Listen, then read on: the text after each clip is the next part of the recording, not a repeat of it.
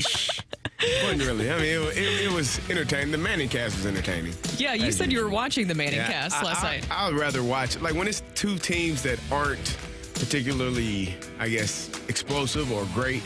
Watching the Manning cast is more exciting, more entertaining, and it's informative. I mean, if you are a person that maybe doesn't understand certain aspects of the game, they break it down really well and give you some insight that you wouldn't get anywhere else. So it's almost like being in a huddle or being in a quarterback room with two high-level quarterbacks that understand the game really well. So if you're able to pay attention and able to listen in, you can learn a few things. Yeah, I think it's just entertaining. I feel like all levels can enjoy it. They don't say too much that could go over your head. In a sense, they just make it fun. And they're brothers. And so I feel like that helps. So you get to see kind of that whole brother rivalry that they have going on. I think it's exciting. Other than, that game. That game, definitely, you need the Manning cast for that. But I want to start with Major League Baseball playoffs last night. The game last night, the Diamondbacks were able to beat the Dodgers 4-2. They now take a 2-0 series lead. They need one more win to clinch their first NLCS appearance since 2007.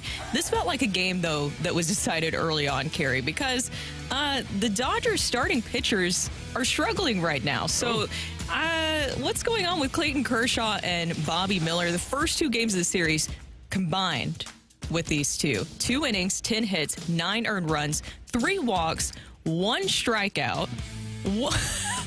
We talked about it yesterday with Clayton Kershaw, if it was more of a mental thing at this point. Now, Bobby Miller, he is a rookie, so that could play into it because that is a pretty big stage to go out and pitch on. But still, I don't know what you can make of the Dodgers starting pitching right now. Well, the best part about this is if you're a Dodgers fan, they always arrive late, so they don't get to see any of that. By the time they get to the game, it's like a new game for them. They don't know what's going on. So they got there and they were like, what is this? They didn't have to see it at least. So, there's a positive to everything if you're a Dodgers fan. At least you didn't have to witness it. Now, what you are witnessing is your two top 5 MVP candidates going 1 for 13 in the first 2 games. Freddie Freeman, Mookie Betts, top of the lineup, 1 hit between the two of them.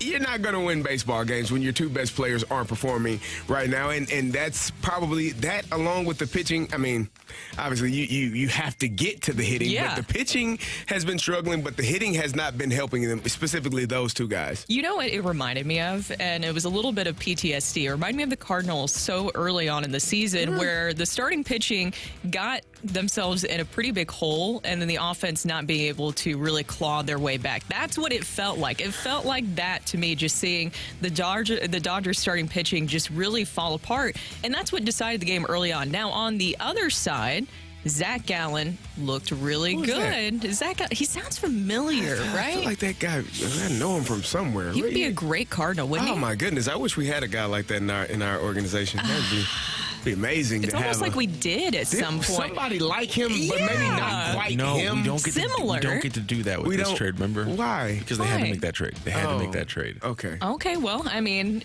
it would have been nice to still have him, is all I'm saying. How about that? Yeah, how about that? Zach Gallen was fantastic. 5 1/3, gave up just 2 runs, 5 hits, and struck out 4. Now, for me, the playoffs are really in postseason, specifically with baseball, are really decided by big moments that change the momentum or gain momentum in this case. If you go to the 5th inning, Freddie Freeman at the plate, there's runners at first and third, and then Zach Gallen was able to strike out Freeman, a big moment there. There goes Mookie, and the pitch is a called strike 3, and Freeman knew it. That, to me, was a huge moment. The way that he looked coming off the mound, just the energy. Zach Gallen, that was a huge moment for him, and just a huge game for the Diamondbacks in general. Honestly, I think that I underestimated them coming into this. They have yet to lose a postseason game, and I feel like maybe the Dodgers underestimated them. I don't know. I mean, again, when you're starting pitching, if you're the Dodgers, isn't performing to the level, if you only pitch 2 innings between 2 starters in your first 2 games, you're probably not going to win those games. I don't know that there is much Even that if you have the best offense, probably not.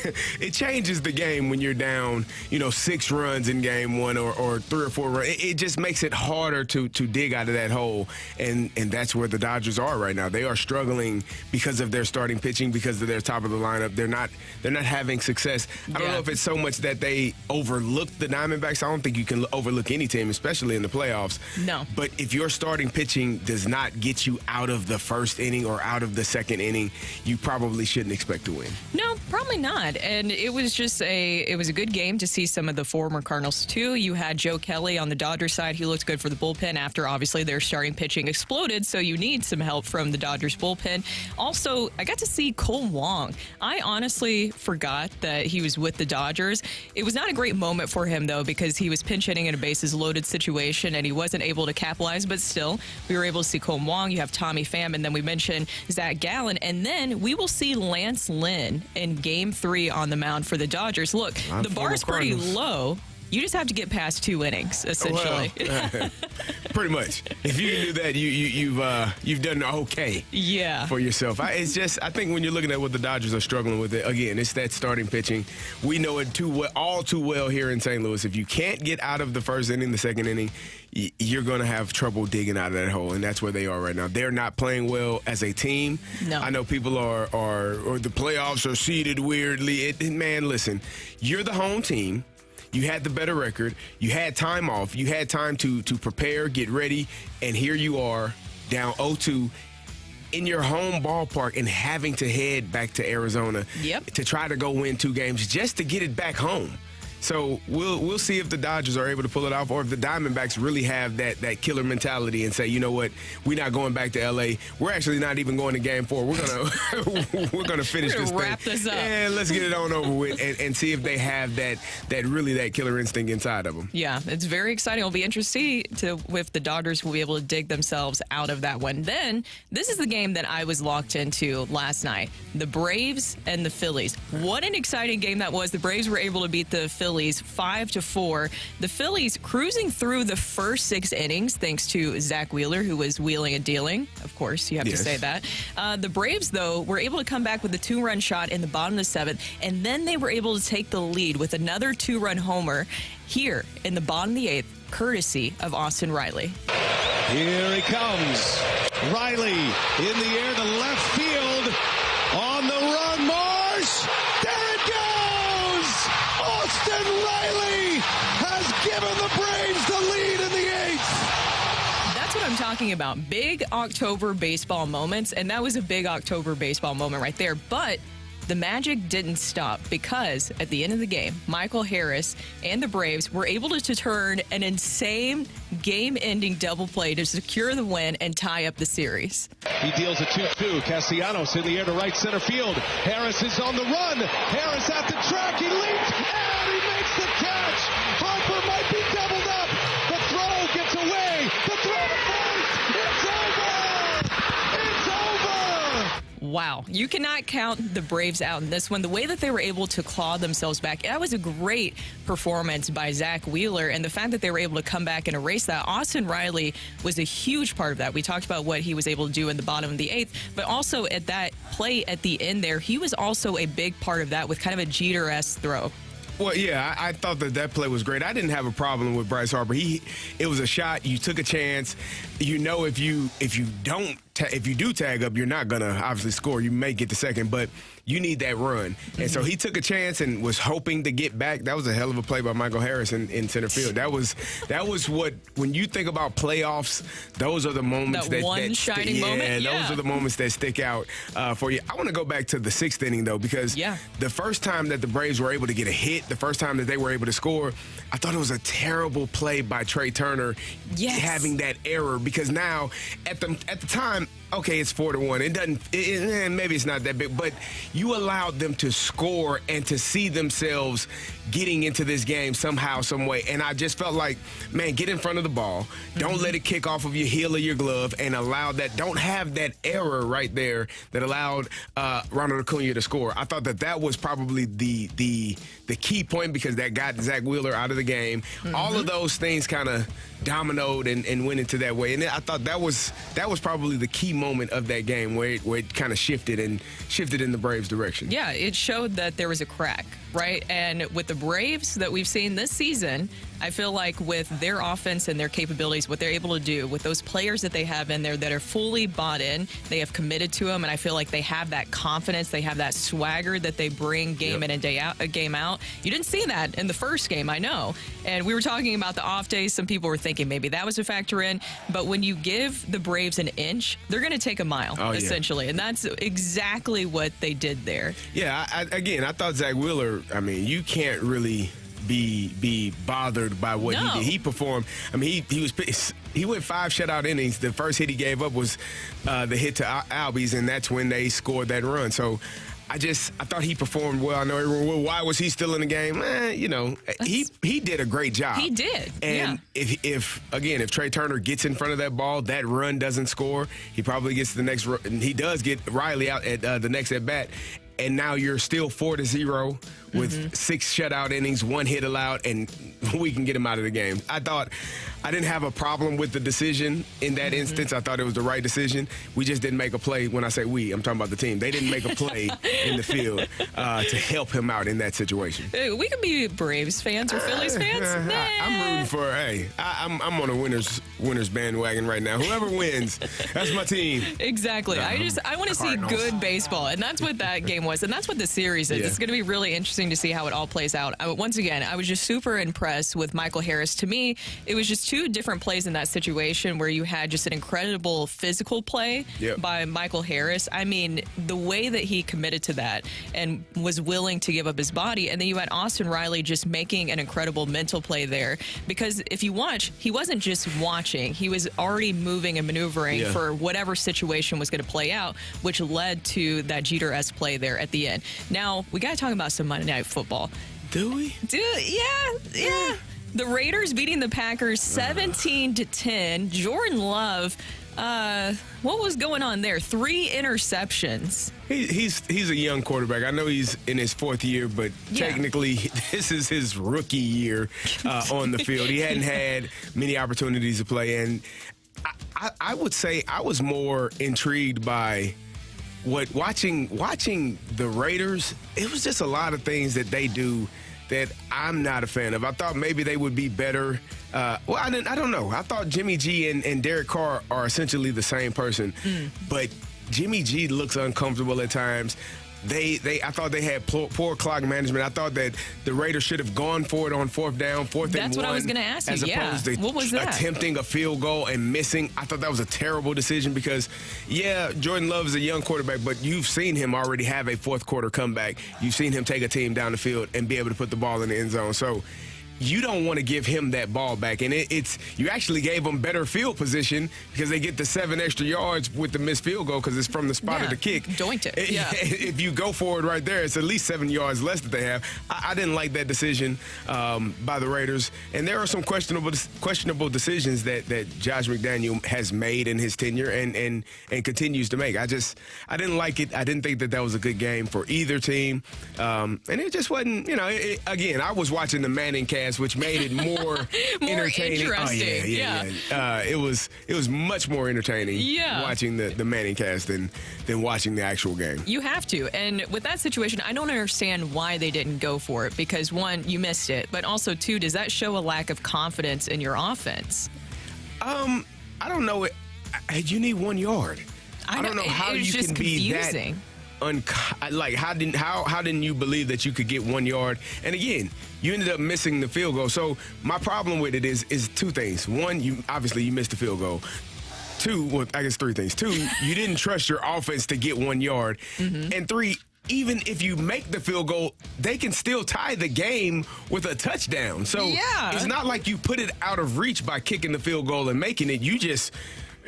They're going to get the ball in the same spot on the kickoff return. They still need a touchdown. It didn't affect anything in a way that made you think that it would change the game. Only thing it could do was make it harder for you to win. Exactly. Which that's what it did. Fortunately for them and unfortunately for the Packers, they were unable to get to the end zone. Well, and even Jordan Love possibly got close in the end if it wasn't for that interception in the end zone by Robertson. So, I mean, they got lucky in a sense there. Well, that's Carey. Coming up next, we are going to talk about this. The Cardinals are determined to do things differently than the rest of Major League Baseball. If the other teams are willing to make moves without a presser, what are the Cardinals waiting for? We're starting to see some of the other clubs making moves right now, including the Red Sox.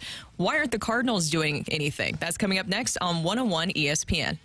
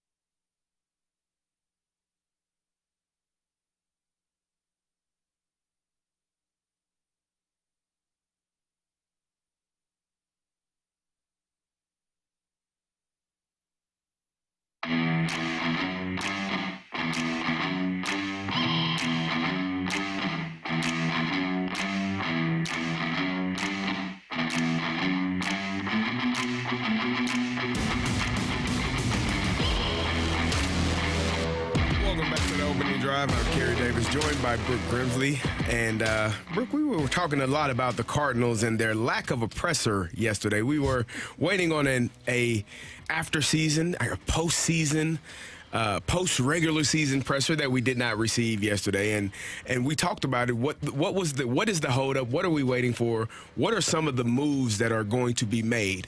Call it what it is, Carey. The St. Louis fans wanted a eulogy. Okay, well, yeah, on the 2023 season. If you are going to bury something and it is dead and it's done, then you have to give a eulogy, right? You do. You should.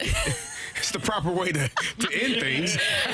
or the soul will keep just cremate it. Or the soul will continue to haunt you and just be a ghost that just follows you around like The Conjuring or something. And just walk it around in an urn for the 2024 season and beyond.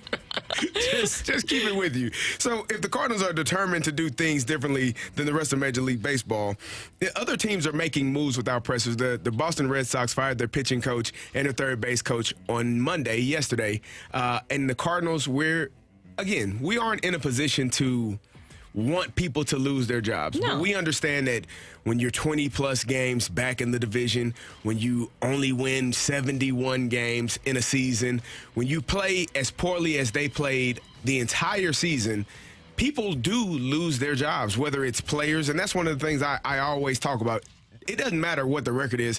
Those guys have to go out there and perform every single time they're out there because people are watching, either for the rest of this season, for the following seasons. Someone has to be, doing their job to make sure that they continue to have a job. The same thing goes for coaching and managing. If you are putting a product out there that is not having the success in the way that the Cardinals did this year, which was one of the worst seasons I have ever witnessed in my 42 years of being a Cardinals fan, it's hard to watch. And so you understand people eventually lose their jobs. We're not wanting anyone to, but we're not hoping that anyone does, but it happens. So if the Cardinals are going to make a move, what are we waiting for? That's the thing, is what are we waiting for? Seeing the other teams make the moves, and I was thinking possibly with them calling off the press conference, that's just them saying, well, with Major League Baseball, sometimes they don't like when there's other distractions going on, when you have the playoffs happening currently, and it's a distraction to maybe make some big announcements. Maybe that's the reason why the Cardinals wanted to possibly postpone their post-mortem press conference, I guess is the way to phrase that, to give a eulogy for what we've seen for this season. But at the same time, I think that people are hungry for answers, and with this offseason, and you're making a lot of moves, and maybe this is the way that they approach it. They are working on making some moves behind the scenes, and they will just kind of announce things all at once. Maybe that they've made a trade, and we'll have that press conference, and then, oh, by the way, we're going to make some changes with the coaching staff, because John Mozeliak did mention before the season ended that there will be a natural churn when it comes to the coaching staff. I wonder if they will possibly bring in some coaches that will supplement more of maybe what Oli Marmol is looking for in his coaching staff. And I think you have to address the pitching side of things. I do not like to call for anybody losing their job, but people do have to be held accountable. And if I'm a free agent, starting pitcher, looking for teams, or even if you're just a pitcher in general, because the Cardinals do need some bullpen help as well, even look at the bullpen for the Cardinals this past season. 28 blown saves. I know that there's a lot more that goes into those situations. That was bad when they had, I believe, just 17 the year prior. But we saw how much the bullpen just exploded and deteriorate throughout the season. And then you had the starting pitching just never getting off, it felt like, to a good start. And that just really crumbled things. And so when you have not just, maybe one or two starting pitchers or pitchers in general falling apart, if I'm looking at different teams and money talks and that matters, but I want to win, say I'm an Aaron Nola, I want to win after experiencing what he has with the Phillies, I want to go somewhere that is competitive, then I want to know what you're doing in addition to helping, because the pitching concerns are a big concern. And maybe just circling back to the Wilson Contreras conversation that we had not too long ago, maybe that's what the Cardinals envision in their mind, is by moving Wilson Contreras to the outfield, that somehow that solves that problem that we've seen with the pitching staff this season. I hope that that's not the case. I hope it's more along the case of they're waiting to make some bigger announcements, possibly a trade, maybe an acquisition or something like that with a starting pitcher. And then they'll say, by the way, we're going to make some new additions to our coaching staff to really supplement it.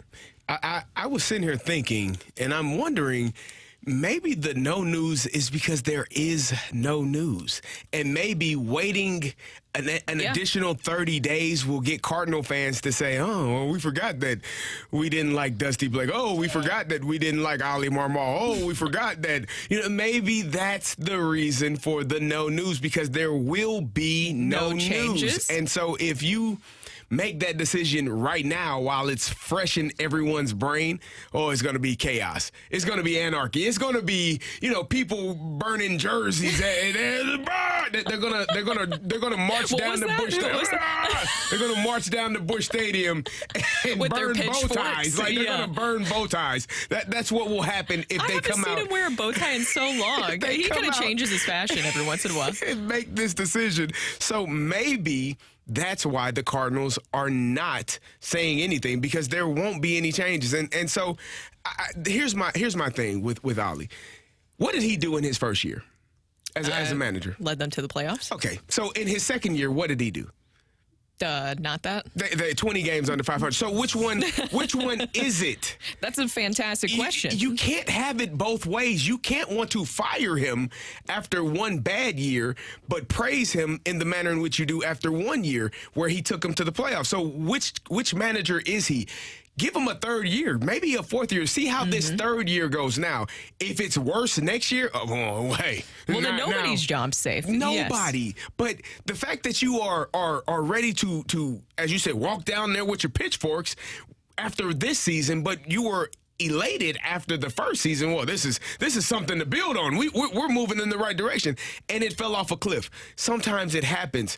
Give him another opportunity because that's what people need in order to prove whether they are really good or they're really bad. And I think that, you have to look at both years and not just be so glued in on what happened this past season. Yeah, and the thing is that I don't think that this season was a one-off. I think there was a lot of different decisions that kind of led up to this point that definitely points back to the roster construction of not adding some more pitching, not having some pitching available in the minor league system that was available and ready to go. Because if Gordon Graceffo and Michael McGreevy were ready to go, then we would have seen them at some point this season. I think that there was a lot of dominoes. I don't think it was just one domino that fell like this past season. I think there was a lot of things that have led up to this point. So not only is this a big offseason for Oli Marmol, and by sticking by him, like you said, you give him another chance. You give him another opportunity. I think we're in such a microwave society where we are expecting instant results, and sometimes it takes time to build that, especially when you have a new manager coming in,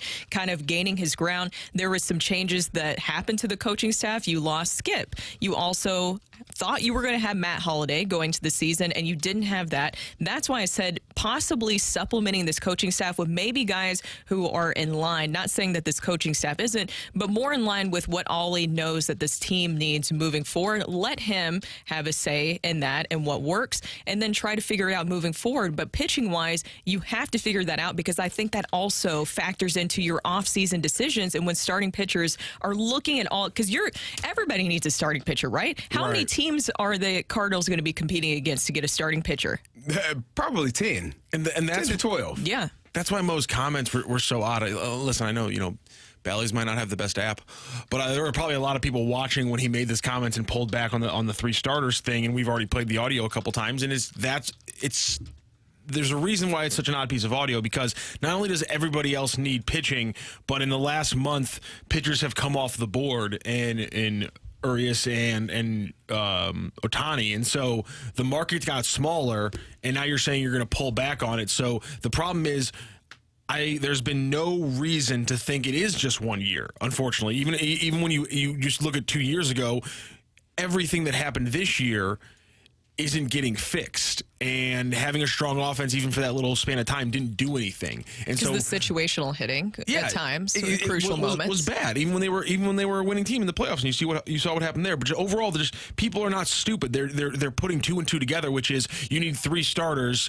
but there's not going to be 3 quality starters probably on the board for you to get when you have to compete with the rest of baseball trying to improve pitching. You're not going to get 3 quality starters. That's why he's pulling back. He's trying to manage expectations. That's why the original statement in July was weird, and that's why the public pulling back is odd, and then again pulling away from any public statement means that people just have time to speculate, which is an issue going back to April when we were just speculating about other weird things about the team. It's just their communication's bad. They're bad at communicating with the fans right now. What I would like to, if I could give some of the people in the Cardinals organization some truth serum, like Ollie, Mo, and ask them how many of these guys are really professional. They're professional players, but we know that there are levels to being that, right? So how many of these guys are truly starters, meaning starting pitching, starting position players in Major League Baseball? Because I think they had more of those guys playing than they would have liked. They're good guys, right? Great guys, good guys to help out in certain roles, but probably not guys you want to lean on to help you win games day in and day out. And I think that's part of the problem. I think when you talk about Ollie and the performance, or how poorly he performed all season long, you have to look at the roster that was given to him. You got 2 pitchers that were looking for a deal that ended up not getting a deal and getting traded. You lost 3 more pitchers from the bullpen. Was it 3? Stratton, Hicks, Cabrera, that were they're playing pretty well right now. And so you have to look other at than Hicks and Cabrera. They're done. But they did great before that. They were playing pretty well. You look at all of those things and you try to figure out why this team was not great and what happened. And it has to do with the players on the field. It has to do with the players that are being brought in to play on the field.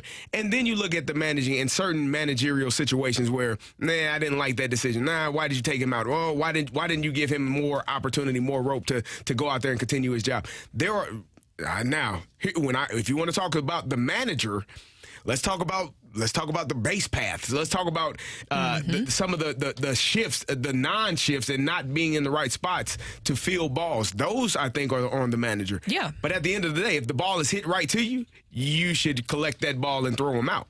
So those are parts where you can't look at the coach and say, hey, he's not doing a good enough job. Now, what I'm watching the Phillies run the bases, and I'm like, oof, Trey Turner stole a couple of bases in the first game. Give me more of that. Some aggressive moves like that. Something that it makes it's intriguing, it's fun. You got guys that can do it.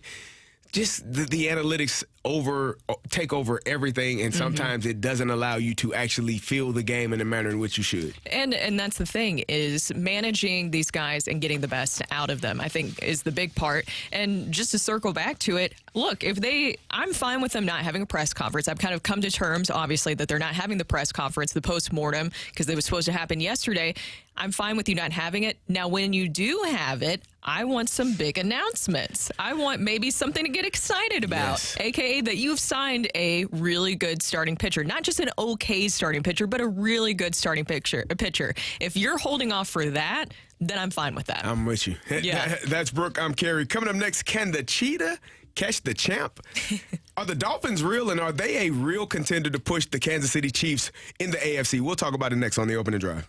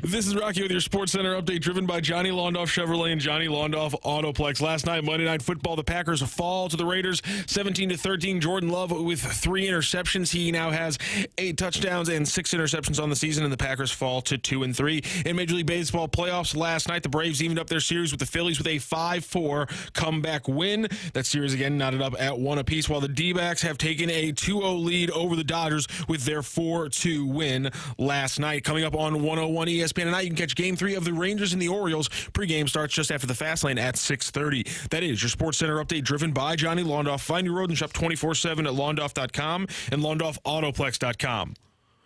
Are you kidding me?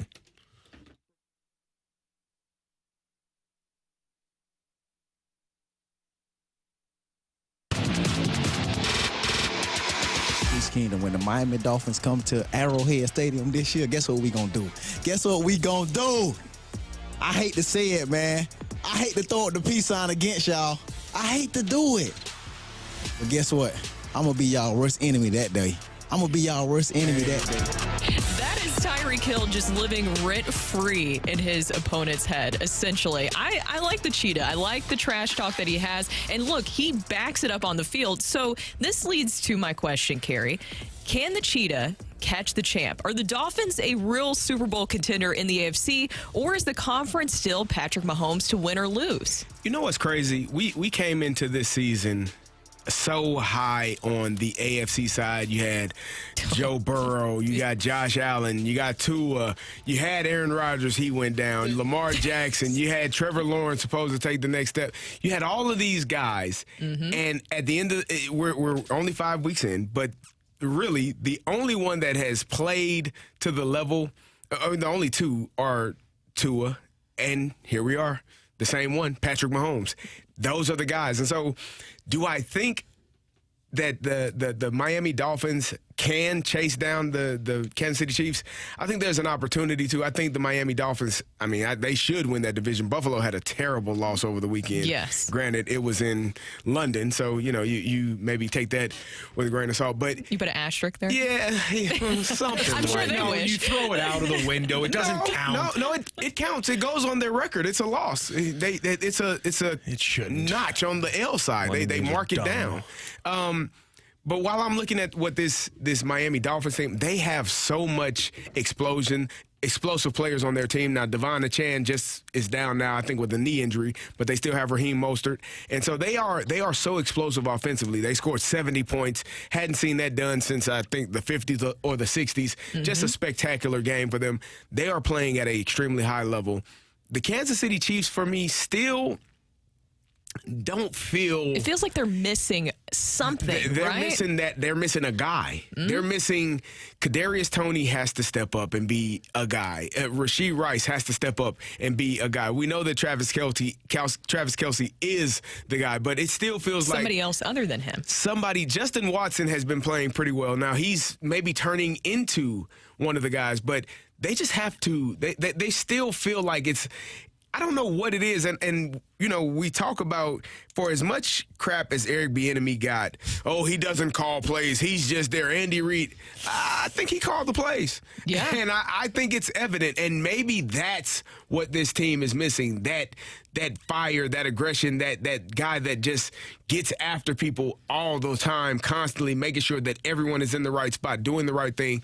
Because when I looked at what Kadarius Toney did a couple of weeks ago, where he dropped all of those passes, I do not believe in my heart of hearts that he drops that many passes if Eric Bieniemy is the OC. No. Because he's just a guy that constantly rides guys and makes sure that they are in the right place, doing the right thing. The little details. The small details, and he's on it. So maybe that's what this Chiefs team is missing right now, is Eric Bieniemy and his fire and his play calling, because it does feel a little bit off right now. And the thing is it's hard to bet against Patrick Mahomes, right? Because it seems like he always finds a way. And even after beating the Vikings this past Sunday, he was able to add to just his growing list of accomplishments. Did you see that, where he's now beaten all 31 NFL teams other than the Chiefs, obviously? Right. So hopefully he will retire with the Chiefs, where he's not beating all of the 32 teams. But still, he was able to accomplish that. But Tua, to me, is just so intriguing, because we've seen the comparisons of Tua and the Dolphins offense, the comparisons to the greatest show on turf because they lead so many offensive categories. Now, in my opinion, you can't be compared fully to the greatest show on turf until you win a championship. Correct. But still, they are such an explosive, exciting offense to walk. But we did see maybe some cracks in recent games. And I it's think just small that cracks. Buffalo Bills game was intriguing one because I didn't expect them to perform that way. They gave up too many points on the defensive end, in which they just couldn't keep up with the Bills at that time. But offensively, I really like Mike McDaniels. He's quirky, he's strange, he's weird. But it works. But he's honest. And so after the game, they talked about how his team was the leading yards getter in 5 games. Great, we can end the season now. That was our goal. Like, he's so honest and open, and he understands. And so, the running game is impactful how they do it, and the way that they run the ball, they have success with it, which allows them to have the passing game. And you got guys like Tariq and Jalen Waddle who are able to just run past people. They are an explosive offense, and they are a threat to anyone that they go against. And the Chiefs will be facing the Dolphins on November 5th. That is the 8:30 a.m. game. That's a little too early, I think. But still, That's a little early. Where do you think that those teams will be at that point? November 5th. Well, Both Chiefs are 4-1 right now.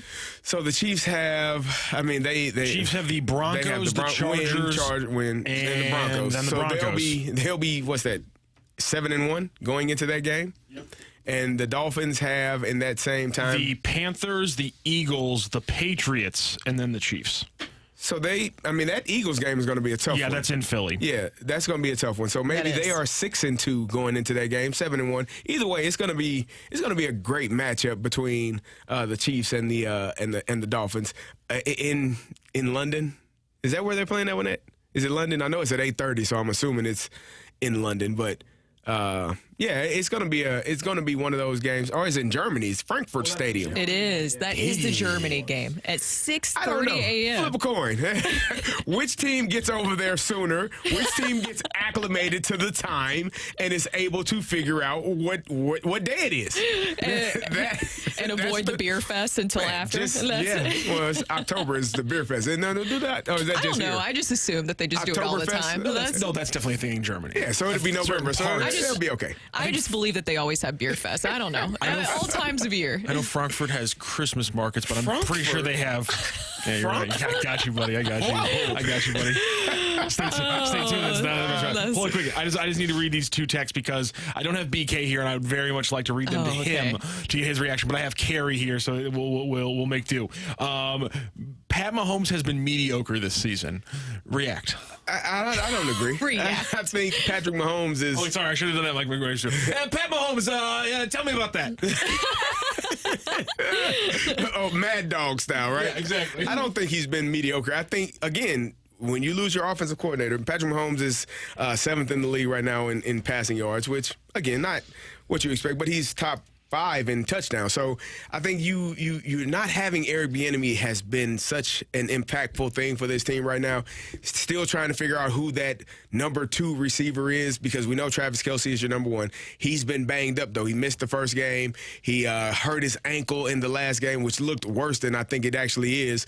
But you're having a guy that is getting banged up a little bit as your number 1 receiver. So who is the next guy that's going to step up? I actually love what Isaiah Pacheco is doing running the ball. They're actually allowing him to run the football. So maybe that's a bit of a shift with Eric Bieniemy not being the OC.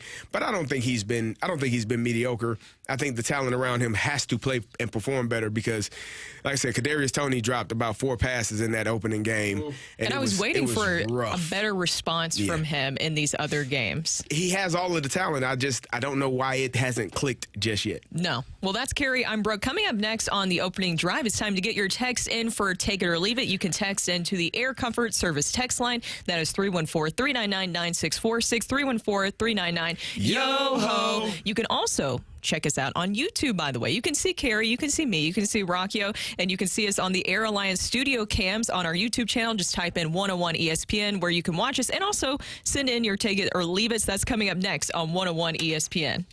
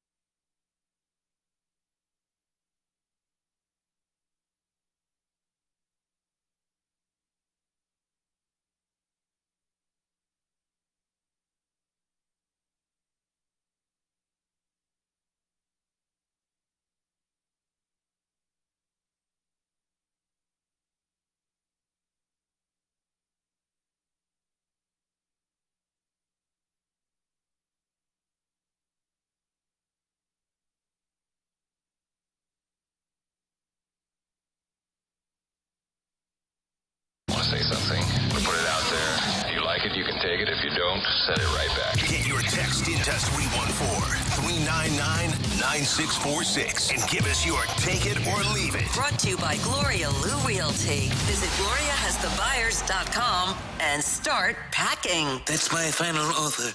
Take it or leave it.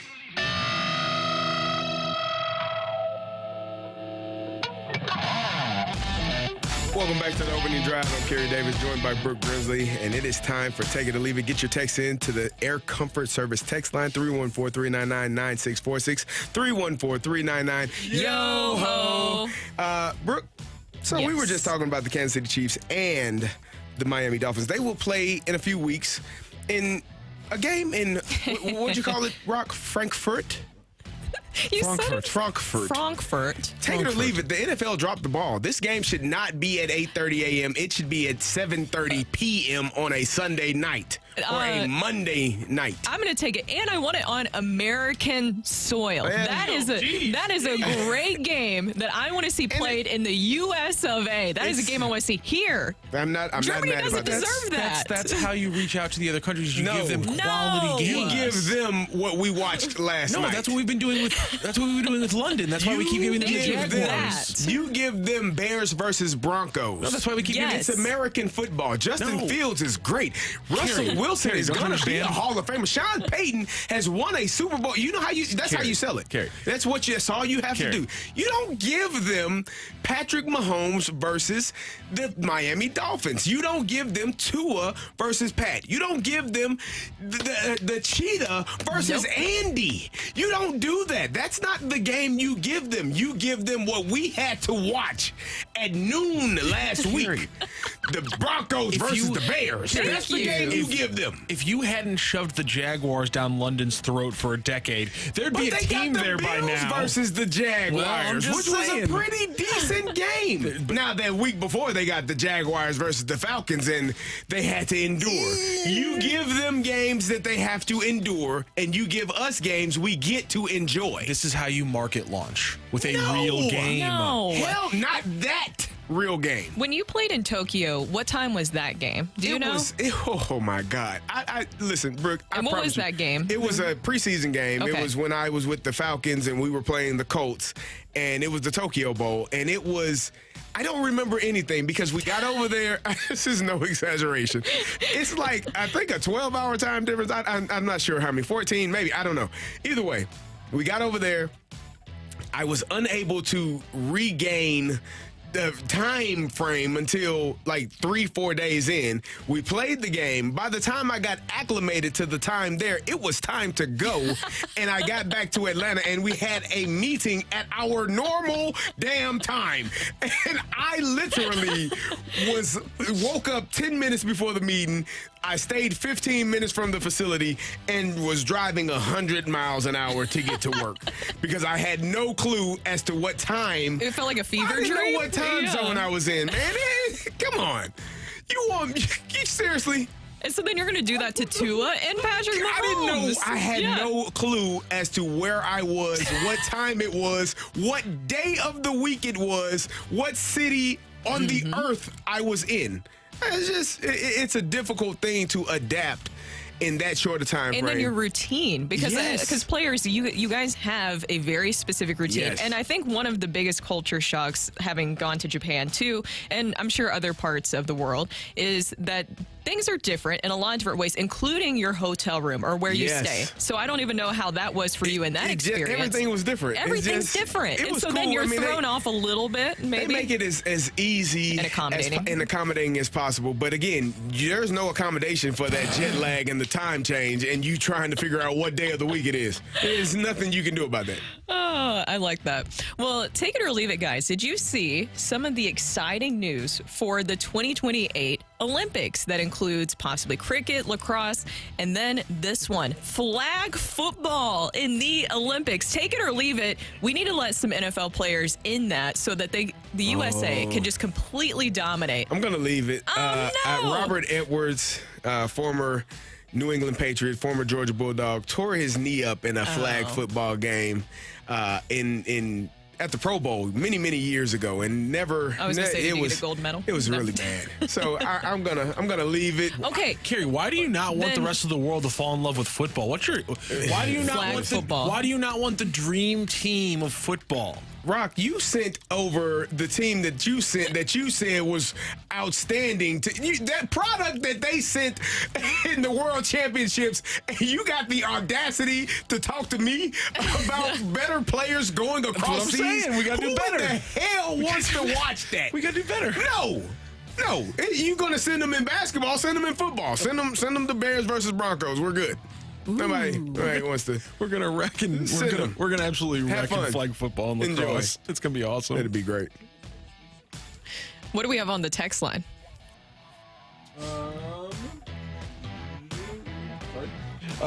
Take it or leave it. Cardinals do not sign any of the top 3 free agent pitchers, which I guess would be Nola, Snell. Do you put Sonny Gray or Yamamoto? Erod, one of the Japanese pitchers. Yamamoto probably. I think it would be Nola. It's Ohtani is off of that list Snell now. are number 1 and 2. And then I think there's a little bit of a drop-off to Gray, Erod, Jordan Montgomery, that grouping. And so if you slot in maybe one of the Japanese pitchers, Yamamoto, up there, maybe that's number 3. They get none? He says, take it or leave it, they get none of those 3. That'd be, again, anarchy. I don't think Aaron Nola is coming. And you go back to Philly. If they were 2-0, it's going to be crazy regardless.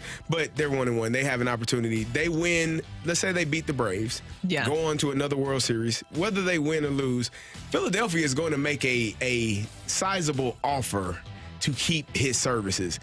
Are the Cardinals going to be able to match or go beyond that number? Because if you are just matching, why would I leave? I got my kids, family. I think he's about to have a child, right? Yeah. Didn't he just post that? Mm-hmm. You got family. Like, people have to consider it's just not family. One person. Yeah, your family. They're in school and class, and they got jobs, and you want your family to be safe where they are. And so it's not just one person moving. It's an entire, you're uprooting everything. Unless if the Phillies offer him $29 million a year. There's Snell. Okay. Snell is interesting. Well, Derek Gould did post in one of his more recent stories talking about Snell. He also talked about Tyler Glasnow. They get none. None of the free agents. They may get someone in via trade. Somebody said, but do they have a free zoo? I don't know. I don't think so. Damn right. Thank you. And we told Aaron Nola about that, so he knows about that. So he's factoring that. I'm going to have to take it to, and just for the fact of Mozeliak walking back on his comments about the 3 starting pitchers, it's hard for me to then really envision what's going to happen. I want to be wrong. I want to be wrong. Till the day after they sign Sonny Gray, Randy is going to be. He's going to be celebrating. He won't be. It'll be fantastic. Take it or leave it. Germany should have the biggest Bundesliga match played in the U.S. forgetting Chiefs-Dolphins. Take it. If you are going to take that amazing game from us, then I want a Bundesliga game here. No. At City Park. No. Why not? Because have you ever seen Bayern versus Dortmund, like a picture of what happens during that match? It's chaos. It's complete chaos. And I want that. It looks like a war's about to break chaos? out. It's no, it's not. And we don't want that here. Why not? You think you do? You don't want that here. I don't know. I want to see it. I don't think like security wise. We have enough security. We can handle it. I think they'd be like, hey, we want to bring in this. We want to bring in this thing that's gonna cover the entire stadium in red smoke. A bunch of Messi's bodyguards. We just deploy them here. Messi's guy, and he can handle it. I've seen him handle it. Did you see him swoop in on a kid this past weekend? I didn't see that. There was a kid that tried to run up on, which he probably shouldn't just run up on Messi. Tried to run up on Messi, and then the security guard just swooped in and grabbed him. But then Messi still talked to him and signed his jersey. I'm confident. Guys like that. I'm confident we can take a football game and show them, hey, this is how we do football here. But I'm not. See this like taking a Bundesliga match to here would be like taking a college football game to Germany. That's I don't want because they're not going to get the emotion and the vibe right at all. Nah. I think we could get close, but I mean. Ooh, the biggest Bundesliga match, even in City Park, I just don't know if it's going to have that same effect. I'm saying, why not? If they're going to take a great game like the Chiefs and the Dolphins, then I want something in return. And when you say here, you mean here in St. Louis. Yes. Why is St. Louis at the getting most something electric park? Because we are the NFL soccer gave, capital. But the NFL gave Germany. Why would We're the soccer capital. why would an NFL? You're putting too much logic into it. Don't worry about it. Nope. We're the soccer capital. That's all. That's the point there. Always my issue on this show. Too much logic. Take it or leave it. Travis and Taylor are the new David and Victoria. We talked about this before. Have they sealed themselves to that echelon? Leave it. By the way, the Beckhams just had a documentary come out about them on Talk about Netflix. their cheating. Yeah, I don't know if you want that. So I'm gonna have to leave it now. I've only seen just kind of bits and pieces. I haven't sat down and watched it just yet. But I've seen the part where David Beckham addresses his cheating whenever he signed with Madrid, right? Was that what that was? Oh, I haven't hit this part yet. Yeah, you haven't seen that part? No, I guess that's early episode 4 because it's already out there. If you were alive. Yeah, I knew about the story. I'm just about to hit that spot, but it's been a fantastic documentary. You should watch it if you have Netflix. Yeah. Just a side thing. Happy for Travis and Taylor, but yeah. You don't have anything else to say about that, Carey? Okay. I'm Taylor. I'm what are they? You're a Swiftie. No, Taylor. You're not a Swiftie? Travis and Taylor, whatever they're called. Trailer? Trailer. That's not. No, I don't like that one. I'm trailered out. Trailered out. Thank you, Rock. Thank you, Carey. Does baseball need to have a look at its format? A lot of the home teams are struggling this playoffs. We'll talk about it next on the Opening Drive.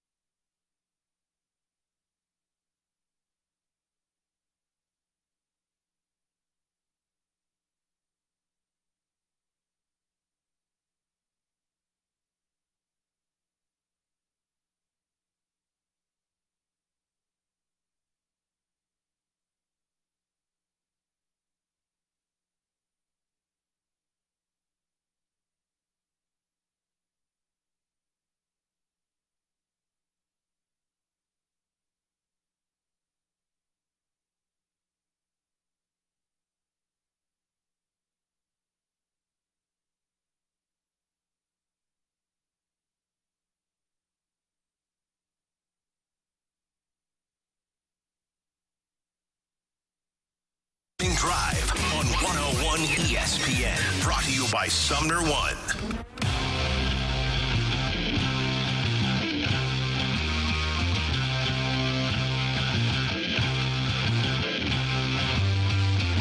The benefit of that you get is you get to say, all right, Spencer Strider, game 1, Max Fried, game 2.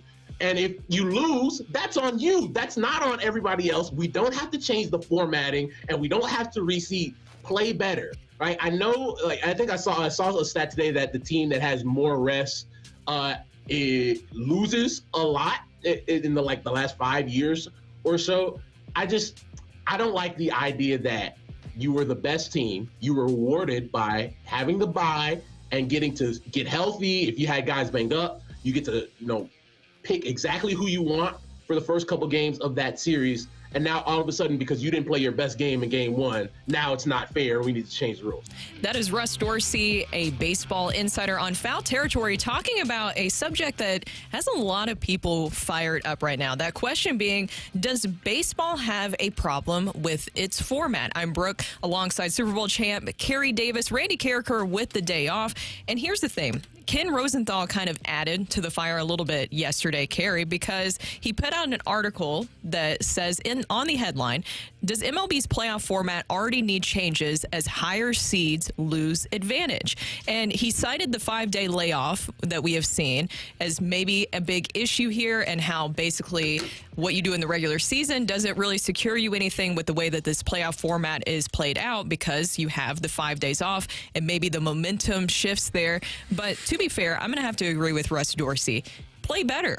That's what I have to say. Play better. And if you want things to be fair, and I'm putting this in air quotes, if you want it to be fair, we're the best team with the best record in the regular season, then I don't know, maybe get rid of the wild cards, which you wouldn't do that, because I like those stories. I like those stories. If we cheer on the Cinderella story of college baseball, I want to see kind of the underdog get a chance. And nothing that you do in the regular season for many sports guarantees you success in the postseason. I think Russ hit the nail on the head. I mean, you get your opportunity if you have a bye, if you don't have a game, you get your opportunity to reset your rotation, which I think any team would appreciate, having the ability to put their number one, their ace, as the starter for game 1, as opposed to having to just go with what the rotation is based on how the season ended. You may be starting your number 4 guy in a playoff game that you have to win. So the fact that you get an opportunity, and agreed, if you don't like it, play better. Those guys haven't been performing well enough. We talked about the Dodgers earlier. If you get 2 innings from your 2 starting pitchers in your first 2 games, who's at fault?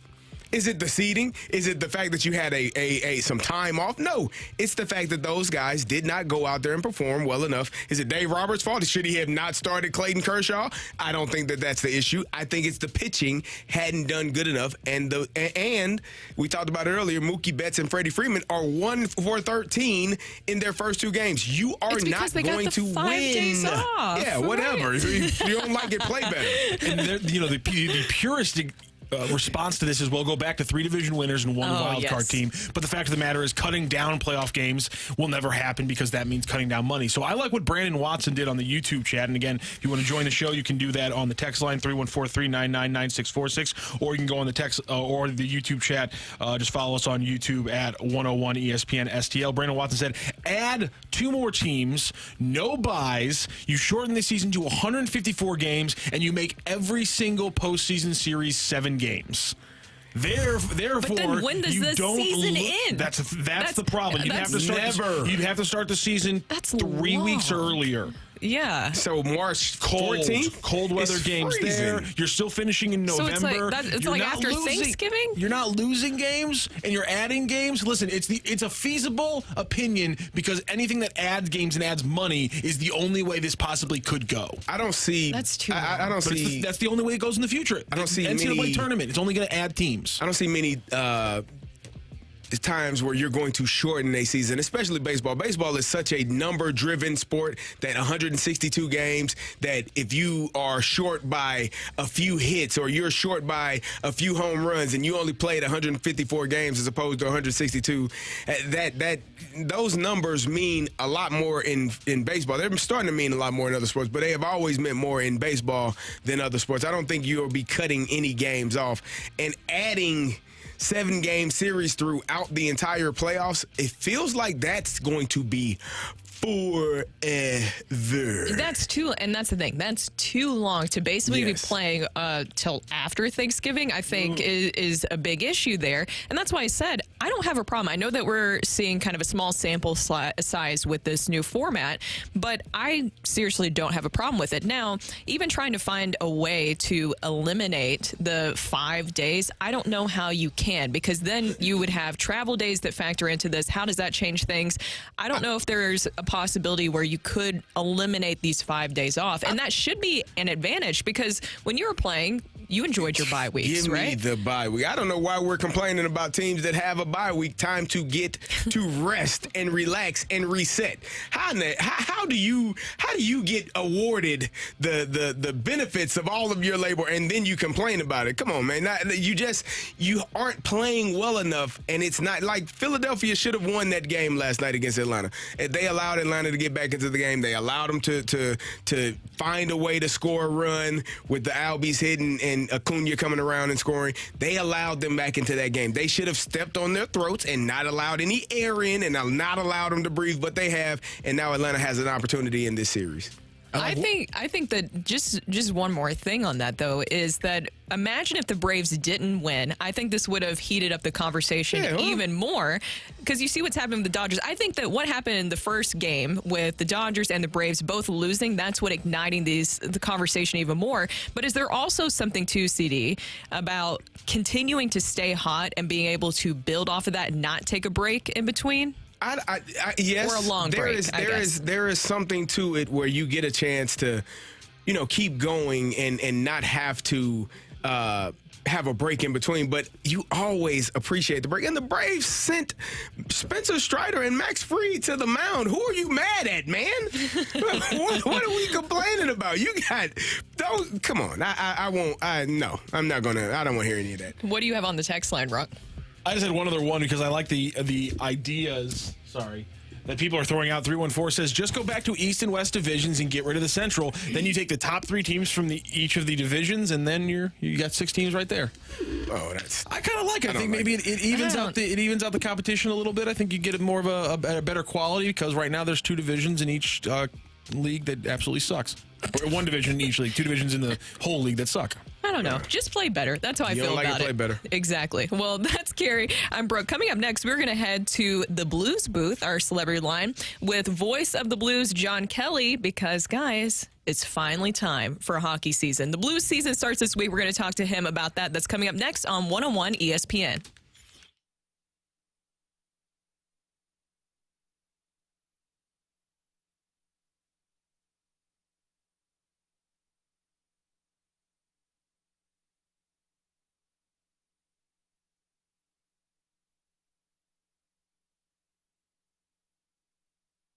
With fall appliance savings at the Home Depot, we have laundry appliances that just fit. They'll fit your space, fit your needs, and they'll fit your budget too. Like a new LG laundry set that features a mega capacity washer to help you do more laundry in less time. And sensor dry technology to make sure nothing comes out damp or over dried. Get up to $600 off select appliances, plus up to an extra $100 off select laundry sets. The Home Depot. How doers get more done. Pricing valid September 28th through October 18th. Gas dryer extra. U.S. only. See store online for details. There's a whole lot of savings going on now at Staples. During Staples Sit-a-thon, you can save up to $150 on select office and desk chairs. And when you buy a chair, you save 25% on desks, storage solutions, and office accessories. Plus, your local Staples now accepts Amazon returns. And when you return an Amazon order at Staples, you receive a coupon for $10 off your next $30 Staples purchase. Now is definitely the time to save at Staples. Chair offer ends 10/28. In-store only. Exclusions apply on Amazon offer. Hi, thank you for calling Frank Lita Mitsubishi in the Automotive Outlet in Bridgeton. Do you like scary movies? No, they don't scare me. What does scare you? Big down payments. They make me want to scream.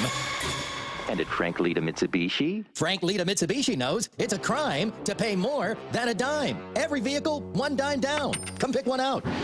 Maybe I'm already here. Cool. We're having a spooktacular sales event with 2.99% financing for 60 months.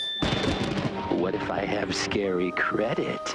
If you bring home $350 a week, you could get up to $25,000 in credit. With just a dime? Yes, even the new Outlander with third row seating. Perfect. And I'm right behind you. Oh, hi. Hello. At Frank Lita Mitsubishi. In the automotive outlet in Bridgeton. YesLita.com. New 23 Outlander, 29.5, dime down, $530 a month for 60 months at 2.99% APR, plus tax tag title to qualified buyers.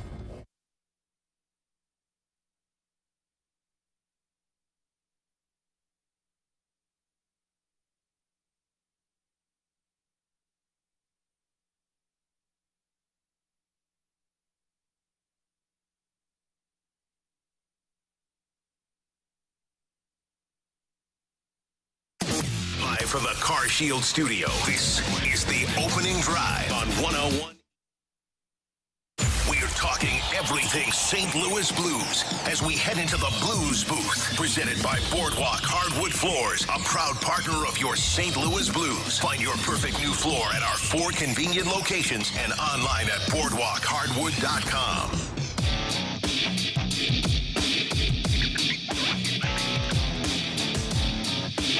Back to the opening drive. I am Carey Davis, joined by Brooke Grimsley. Randy Karraker is out, and we go to the Blues booth in the celebrity line and talk to our good friend, TV voice of the Blues, John Kelly. JK, how you doing this morning?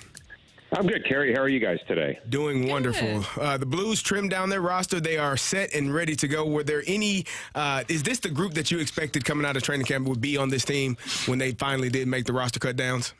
Well, certainly at the start of camp, Carey, you just never know. Somebody could come in and surprise.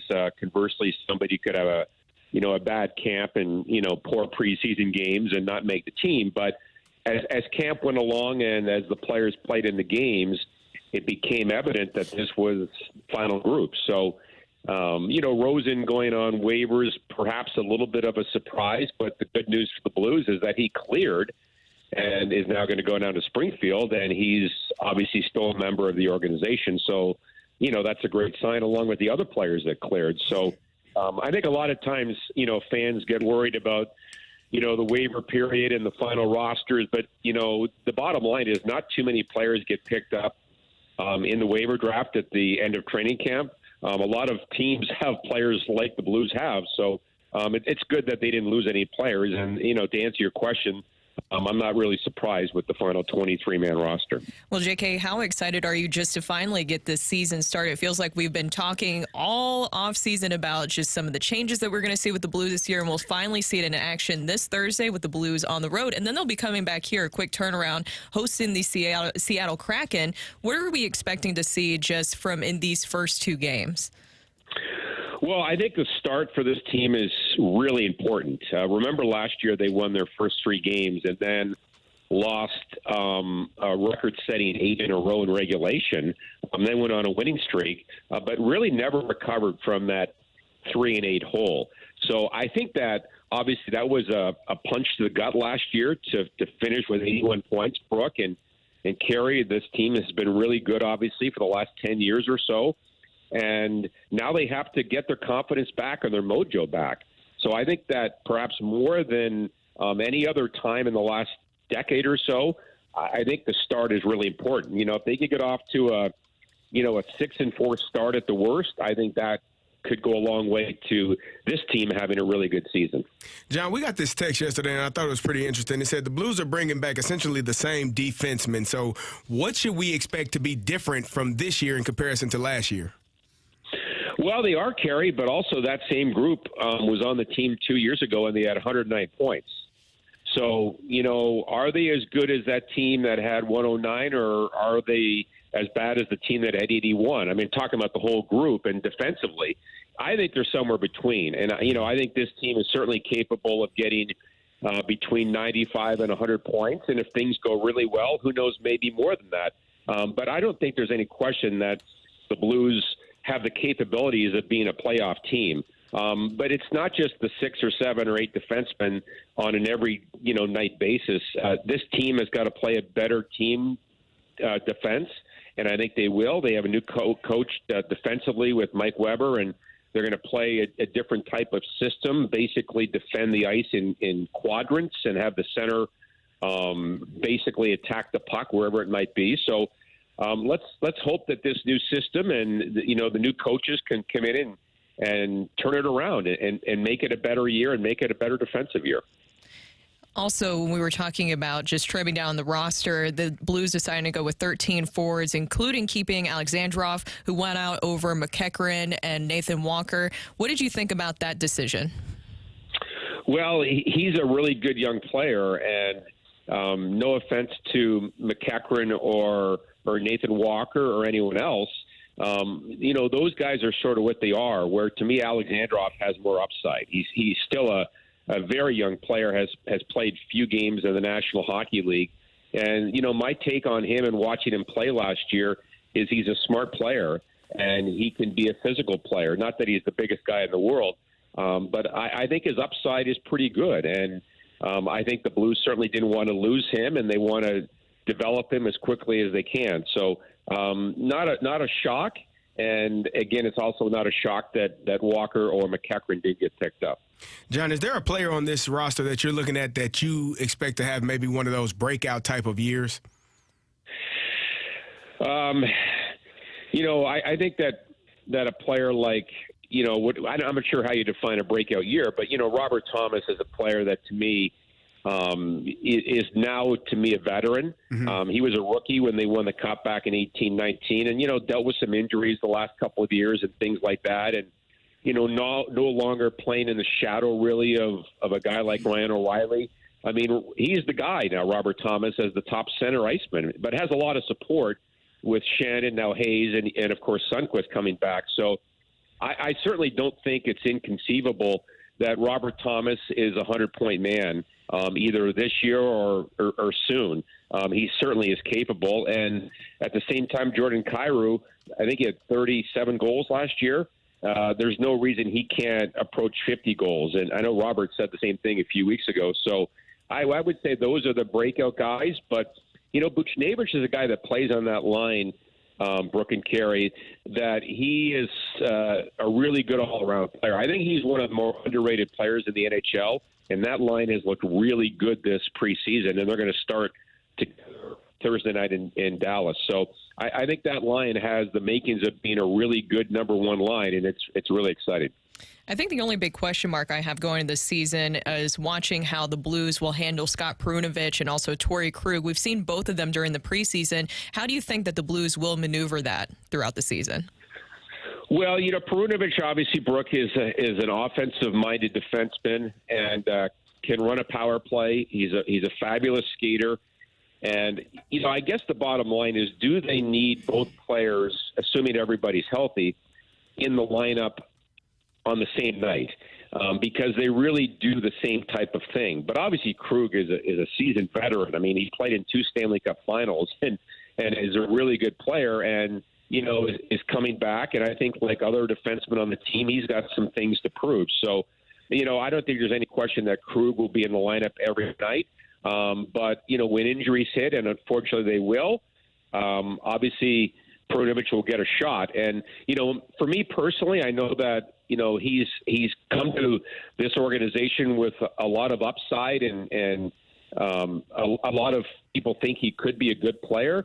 But I'd like to see him play 25, 30 games in a row or a big chunk of that in a couple of month period and to see what this kid can do, because we haven't really seen even the tip of the iceberg of what Perunovich could do, because he basically has been hurt his entire career as an NHLer. Last question for me, John. The Blues kick off their season Thursday in Dallas. What are the realistic expectations for this team for 23-24?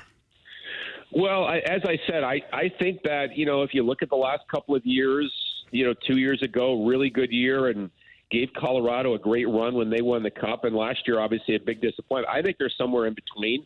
As I said, I don't think there's any question they are capable of getting between 95 on 100 points, which will get you in the playoffs. And, you know, aside from Dallas and Colorado in the Central Division, every other team in the division, including the Blues, has question marks. So there's no reason why, if the Blues had a really good year and, you know, got some breaks and stayed relatively healthy, there's no reason they can't finish in third place, or who knows, even higher if things happen to Dallas or Colorado. So I think they're a playoff-capable team. But again, they need to stay healthy and play better. And hopefully things will turn out this year as we expect. The Blues take on the Dallas Stars this Thursday at 7 p.m. You can catch JK and Jamie, our great friend, on Bally Sports. We look forward to you on Thursday and look forward to talking to you next week as well. Okay, thanks for having me. Have a good week. That was John Kelly, TV voice of the Blues, joining us. And, Brooke, the Blues start off on Thursday. We saw how last season started, 3 in a row and then 8 in a row in the wrong direction. So I'm I guess cautiously optimistic about this season. I guess that's the best way to put it. Yeah, I think everybody is, right? It's just seeing, because you've seen the outsiders and the way that they have really looked at the Blues going this season, and which is fair, because the drop-off was very dramatic last year for the Blues, and maybe they can turn it around this season. I do think what he touched on, Pavel Buchnevich is a very underrated player in the NHL, and seeing that top line with Robert Thomas and Jordan Kyrou will be exciting. The biggest question still is just, what will this defense look like? What will this defensive unit look like? Will it be enough of a change? Because I know that it is the same guys from 2 years ago, as JK mentioned, but and 2 years older too, though. Yeah. And what about the system change? Will the system change work out, essentially? Yeah. We'll see. I mean, if I just want to see if they're all tied together, if they're all working together. They're going on a bonding trip. Oh, that's wonderful. In Dallas, Texas. Is there fun things to do in Dallas? I'm sure. The Cowboys don't play. I don't know what there's some things to do in Dallas, I'm sure. Yeah, it's good enough. It's a city with an international airport. It's got to have something going on. It's good enough to do what you need to do to prepare for your opening night game. Yeah, that's the mark, Brooke. If you don't have an international airport, you suck. Is that how it is? Oh, well, that's when things started kind of Why'd turning. Why'd you look outside? Yeah, what was that? I was looking towards Lambert. Okay. Forlornly. I don't actually think it's that direction. I think it's more like it's more that direction. I think it's more that way. Yeah, that's that where you way. need to be looking at. Sorry. Looking at you, Lambert. Coming up next, we have the fight. Brock, we need a fighter. Yes, we do. Text into the Air Comfort Service text line 314-399-9646. 314-399-9646. 314-399. Text your name and the word fight, and you'll have an opportunity to fight me next on the Opening Drive. The bearded brain.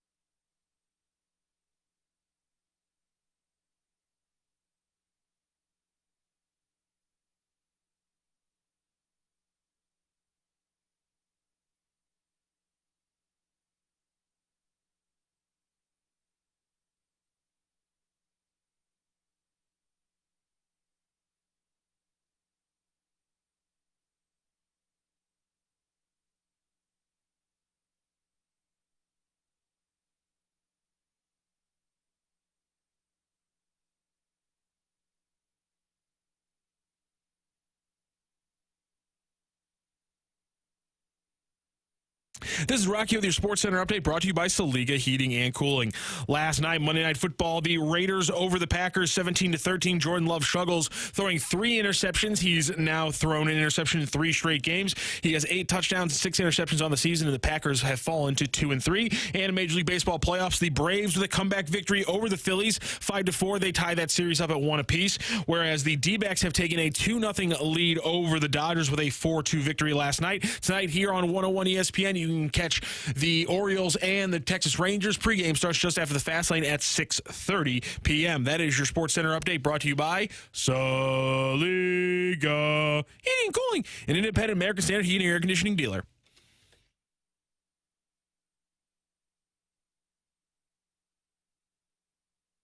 Welcome to the fight. In the red corner, Average Joe Listener. And in the blue corner, the undisputed king of morning drive. Please welcome Randy Karraker.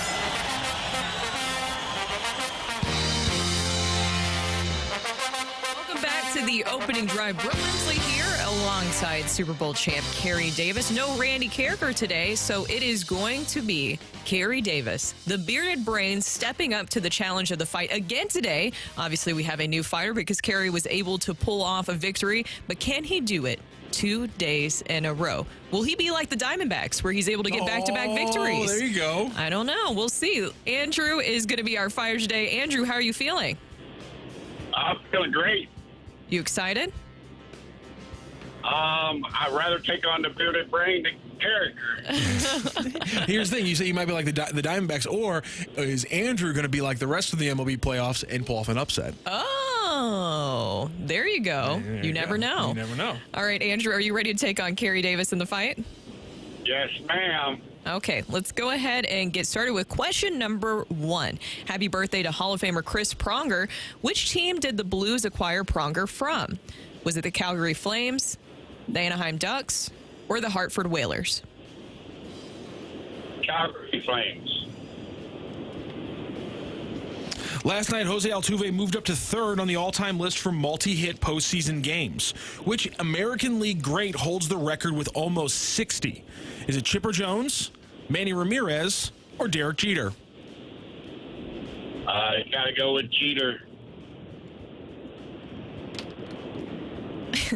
Who was the only Blue last season to tally multiple hat tricks? Was it Pavel Buchnevich, Braden Shin, or Jordan Kyrou? I have no idea. I'm going to go with Braden Shin. All right. When Matt Holliday dropped the fly ball in Game 2 of the 2009 NLDS against the Dodgers, which Dodgers infield had hit the ball? Had been at the plate and had hit the ball. Was that Casey Blake, Rafael Furcal, or James Loney? I'm going to go with Rafael Furcal. All right, we're going to double check the score, and we're going to bring in Randy Karraker. Not Randy. Whoa, that sorry. Would be, did you do that again? I am so locked into it is an engine. It is a gear in my brain that I simply just turn when I need to, and it has Randy. Sorry. Well, we're going to double check the score and bring in Carey Davis. Carey Davis. There you go. Andrew, how are you feeling? Not too good. Not too good? Was there anything in particular that you were hoping for? Baseball? Well, I'm more of a football than hockey, so of course I got hockey. I can't give Carey too many football because then people complain that I'm like lobbing him easy ones. Softball questions. Yeah. Things. Softball questions with the football. Yeah. Carey, say hi to Andrew. Andrew, how are you doing? I'm so great. All right. Thanks for being on. Are you ready to take on Andrew in the fight, Carey? I am ready. Okay, question number 1. Happy birthday to Hall of Famer Chris Pronger. Which team did the Blues acquire Pronger from? You're going to have fun this fight, Carey, I promise. This is just Rockio is just, you can look at our YouTube and see him just beaming right now. Let's say Philadelphia Flyers. Last night, Jose Altuve moved up to 3rd on the all-time list for multi-hit postseason games, which AL great holds the record with almost 60. Can you repeat the question, please? Last night, Jose Altuve moved up to third on the all-time list for multi-hit postseason games. Okay. Which American League great holds the record with almost 60? American League great. Somebody that played in a lot of postseason games. I wish I had a time frame here, Matthew. Baseball been around for a long time. Bad, buddy. It has. Jeez. Okay, give me the options. Chipper Jones, Manny Ramirez, or Derek Jeter? Dang it. Derek Jeter is what I was going to go with to begin with, and I'm mad that he's on the list, so Derek Jeter. Go with your gut, Carey. Yeah. God never lies. Okay. Who was the only Blue last season to tally multiple hat tricks? Ooh. Was it Jordan Kyrou? He had a couple late in the season. I don't think it was Pavel Buchnevich. I'm going to go Jordan Kyrou. Final answer? Final answer. All right. When Matt Holliday dropped the fly ball in Game 2 of the 2009 NLDS, which Dodgers infielder had been at the plate? Wow. Come on. What year was that? 2009 NLDS. I have no clue who was on that Dodgers team at that point. It wasn't as star as you'd expect. Dodgers infielder. Oh, my God. I have no clue. That's a very good question, and I need the options on this one. Do you want them? You don't technically have to go Randy style. Then I'll have complaints from the text line about. Oh no! Can't have that happen. You go about your day. Can't have that happen. Carey, he was one of the options. I don't know if you got it right though. I'm not saying it was the right option, but he was one of the options. His name just popped into my head. It was a low-scoring affair today, but we do have an outright winner. Was Carey just taking a shot at Rafael Furcal good enough for him to win this one? Took a shot. Or does Andrew move on to round 2? I guess per FCC rules, please do that away from the camera. Okay. Does Andrew move on to a round 2 against Megamind, or did the bearded brain take him out here? And does he go 2 for 2 for his short stint this week? Ring that bell. The winner and still champion of the fight, Randy Karraker. They don't ask how, they ask how many, Carey. There you go. 2-1 victory for Carey Davis in the fight today over Andrew. Andrew, you came close, but Carey was able to just edge it out. Thank you, guys. Of course. Thank you so much for joining the fight, Andrew. Let's go through those questions and answers. Happy birthday to Hall of Famer Chris Pronger. They acquired him from the Hartford Whalers after the Brendan Shanahan debacle. That's kind of the end of the road, moving Brendan Shanahan for Chris Pronger. I mean, you got a Hall of Famer for a big chunk of his career, so not too bad there. Last night, Jose Altuve moved up to third on the all-time list for multi-hit postseason games. It was, in fact, Derek Jeter who put up 58 in his career.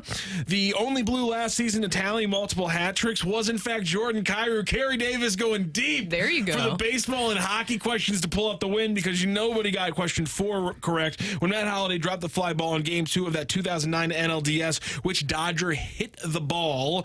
It was not Casey Blake, who I think is the Cardinals pitcher right now. Oh, my bad. It was first baseman James Loney who hit that ball that Matt Holliday could unfortunately not hold on to. Dodgers take a 2-0 lead, and that's all she wrote, ladies and gentlemen. Was one of the options. It was Casey Blake, Rafael Furcal, and James Loney, but unfortunately you didn't get that one right, but you had it with the hockey question. Hockey Carey there over you here. Go. A big 2-1 win in the fight. Andrew, again, thank you so much for joining the fight and joining the show today. Thank you, guys. Good job, Go Andrew. Blues. There you go. Everybody's excited. A quick question on the Blues question there. Patel Buchnevich? Yeah. It's a good thing I didn't say that, because sometimes I'll just Ron Burgundy sometimes. And, sometimes autocorrect gets me. You haven't heard of him, changing right? Pavel to Patel. It's not. I'm looking at the keyboard, and the V is not close to the T. So I think I might got autocorrect there. But you know what? A very progressive autocorrect. I'm proud of them. I'm proud of them. Oh, wow. We go from Pavel to Patel. I'm proud of autocorrect. We were talking about him being underrated. It's because nobody will know who Patel Buchnevich is going into this season. All right, well, that's Carey. I'm Brooke, and that's Rocky O. Coming up next, we're going to dive into some more Blues talk here on the opening drive. Why should we think that the Blues defensive unit will be any different going into this season? That's coming up next on 101 ESPN.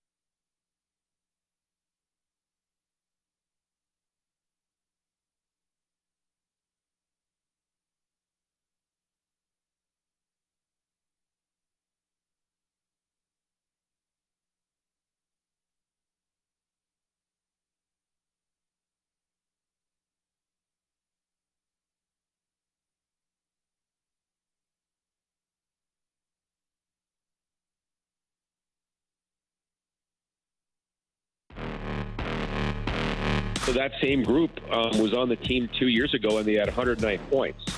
So, are they as good as that team that had 109, or are they as bad as the team that had 81? I mean, talking about the whole group and defensively, I think they're somewhere between. And, I think this team is certainly capable of getting between 95 and 100 points. And if things go really well, who knows, maybe more than that. But I don't think there's any question that the Blues have the capabilities of being a playoff team. Welcome back to the Opening Drive. I'm Carey Davis, joined by Brooke Grimsley, and that was the voice of the Blues, John Kelly, talking about the defensemen. And Brooke, we asked the question, if the defensemen are essentially the same as they have been over the past couple of years, last year was really bad. How can we expect this team to be better defensively? The addition of the assistant coach, Mike Weber, coming in, hopefully that changes some things. And JK talked about some of the changes that we'll see on the defensive end. But I think the main question is, he was talking about a few years ago how good this defense was, and then how bad they were last year. Same group of guys, couple of years older. What are your expectations for this Blues team as it pertains to the defensive end? Just anything better than what we saw last season. That's where my bar is starting at. And so you can say it's pretty low. That's just all my expectations is for the defensive unit. And you mentioned there bringing in Weber. I think that bringing in this younger coaching staff was meant to be able to connect with the younger players a little bit better. Maybe there was a little bit of a disconnect going on. Their system wasn't really panning out. And I want to see, and look, not everything hinges on Colton Parayko and not everything is on his shoulders, but I would like to see more consistent play from Colton Parayko. He's never going to be Chris Pronger. I think that even so many people, not that they were expecting it, but I think that they want to see a little bit more of that edge that you saw from Chris Pronger during his time. Happy birthday, Chris. Happy birthday, Chris. Happy birthday. And so you get the constant, okay, we want him to be like Chris Pronger. He's never going to be Chris Pronger. I think he is who he is at this point, and you can't replace his minutes. You need those minutes, and it's hard to find a top defenseman who can also replace those minutes, because everybody would like to have that, and they're going to keep those guys. I think it does, though, hinge on Colton Parayko doing a lot better than he did at the earlier half. I mentioned this a couple of times. I think he played better in the second half of the season. I don't know if that has something to do with his past injury history, where maybe he was playing a little bit more conservatively, but I think people would like to see a little bit more of that assertiveness, that aggressiveness from Colton Parayko. Rock, Colton was hurt last year a little bit. What was he dealing with? I think it was a week back. How long you dealing with that? Yeah, about a week back. Okay. That was a sneak attack. I was like, wait a minute. Literally, if you go on YouTube, our studio cams brought to you by the Air Alliance team, and you can literally see on the studio cams where I was like, wait a minute, did Colton Parayko get injured? You can see the wheels turning in my head, and that was a sneak attack. I'm so used to you guys only doing it with the Cardinals, and that dealing with a bad back. About a week back. I agree, though. I think Colton, just defensively, they all have to play better. And we put a lot of the pressure, a lot of the onus on the defensemen, but the forwards have to play better as well. Yeah. I don't think that they did a good enough job getting back, helping out. And we talked about this the past couple of days, just not allowing people to park in front of your net. That drives me absolutely insane. When I watch us playing other teams, they are physically moving our guys from in front of their goalie. We were not doing that last year, so hopefully we're a little bit more aggressive in that regard, and not allowing people to just park in front of the net, get rebounds, tip shots in, and not give Jordan Bennington a chance to even really play his best hockey, because there were games where the Blues gave up 4 goals, and you were like, well, Jordan Bennington played well. How is that possible? He did. He really did play well. It's the people in front of him not playing or performing well enough. And so hopefully Mike Weber can get this group of guys to really buy in. I think there was just a lack of buying in last season, and too many guys doing too many different things. So hopefully they're all bought in. They're all on the same page. They're all working towards one goal. That, along with the penalty killing units, it was just a lot. It was some really bad hockey at times. And so you're almost like, you can't play as aggressively as you would like to, because you don't want to get penalties, because your penalty kill unit was as bad as it was. So you have to be good across the board, and hopefully Mike Weber, Berube can get those guys to buy into that mindset and all be on one accord. Yeah, because it was we were talking about Colton Parayko, but also if you look at kind of Nick Leddy, he kind of took a step down. It was overall defensively, I think the person I was most impressed with, which I mean, he didn't get that many minutes, obviously, that was more of a surprise, was Tucker. I thought that he was impressive. He was very physical. It felt like that physicality was missing sometimes with the defensive unit, and he was able to do that. And I know that Berube likes him a lot. Now, he won't be playing that many minutes again this season, so it's not a lot on him. But I think, in general, you just need to see something a little bit better from this group defensively. I think Tyler Tucker can work his way up. I mean, if Torrey Krug or Nick Leddy or Justin Falk aren't performing at the level that you need them to, I hope, we're being honest and being open about really giving guys, the best guys, more opportunities, more time on the ice. If Tyler Tucker is performing at the level and the way that he did last season and those other guys aren't performing as well, hopefully he will get moved up and get more time on the ice. I don't think he can be a top 4 defenseman, though. That's a lot of minutes. It's kind of like when Richie Palacios was hitting the homers for the Cardinals. Come on. No. That's Willie Mays. The Cardinals, just like this is the same thing. They're not going to take a huge step defensively because Tyler Tucker's taking a personal step up. That's not going to do it. It's going to be Nick Leddy It's going to be Nick Leddy coming back after a down year like he has multiple times in his career. It's going to be Justin Falk playing like his first year here with the Blues. It's going to be Colton Parayko continuing to be the defensive stopper and finding other ways to get the offense that you're not going to get from him. And it's Torrey Krug being a average enough defender that his impact on the power play and things like that makes up for it. It's about the top 4. This isn't about if some of these guys in the third pairing can step up and really help change your game.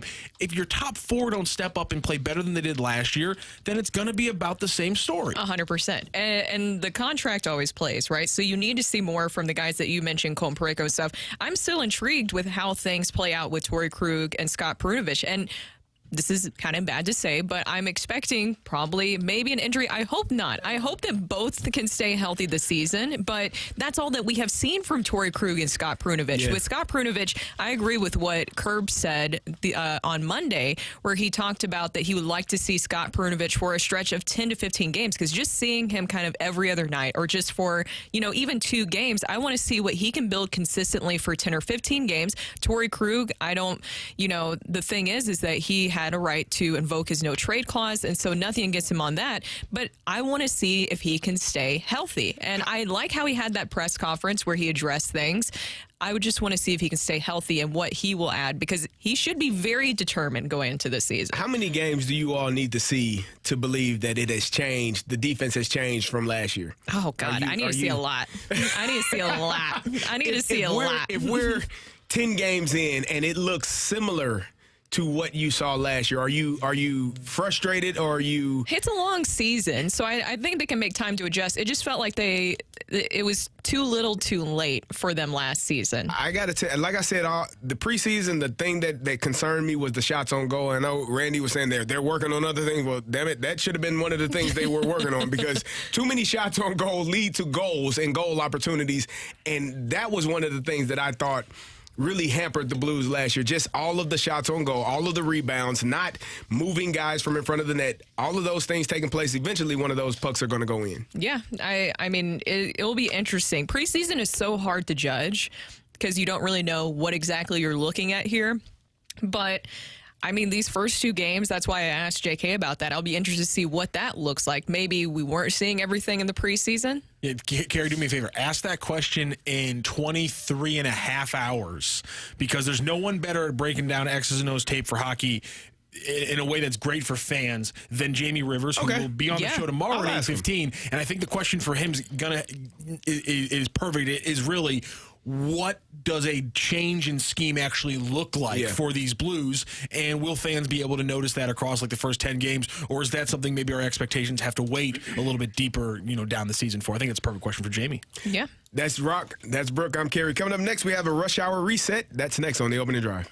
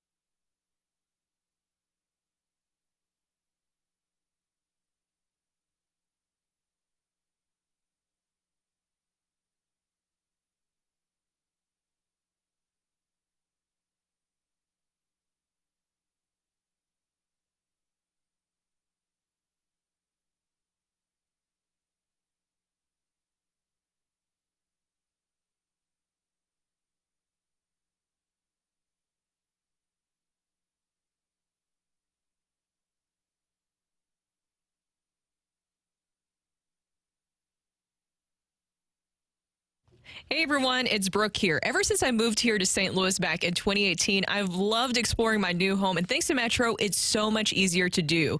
I have lived in other cities that didn't provide public transportation, and believe me, it led to a lot of congested traffic and made it harder to get to events like concerts and games. That's why I love Metro Transit. It's easy to access for everyone, taking you right to all the action, City Park, Enterprise, and even the Cardinals in Busch Stadium when that was going on, without the hassle of parking or waiting in traffic. Trying to find an Uber, you know how just annoying that is, especially with the surge prices, but Metro Transit gets you straight to the action.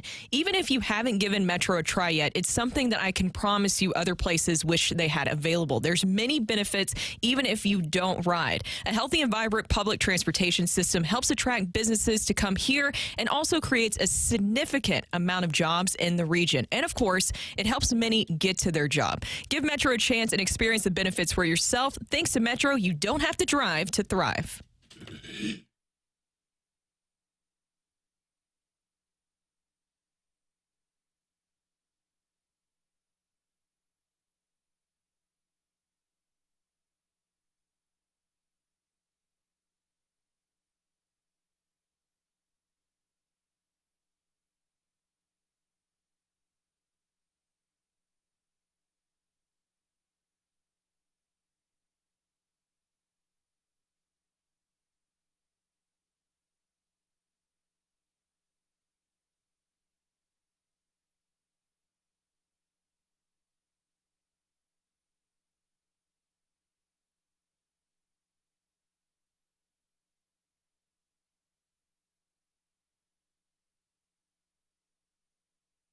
Drive with a Rush Hour Reset.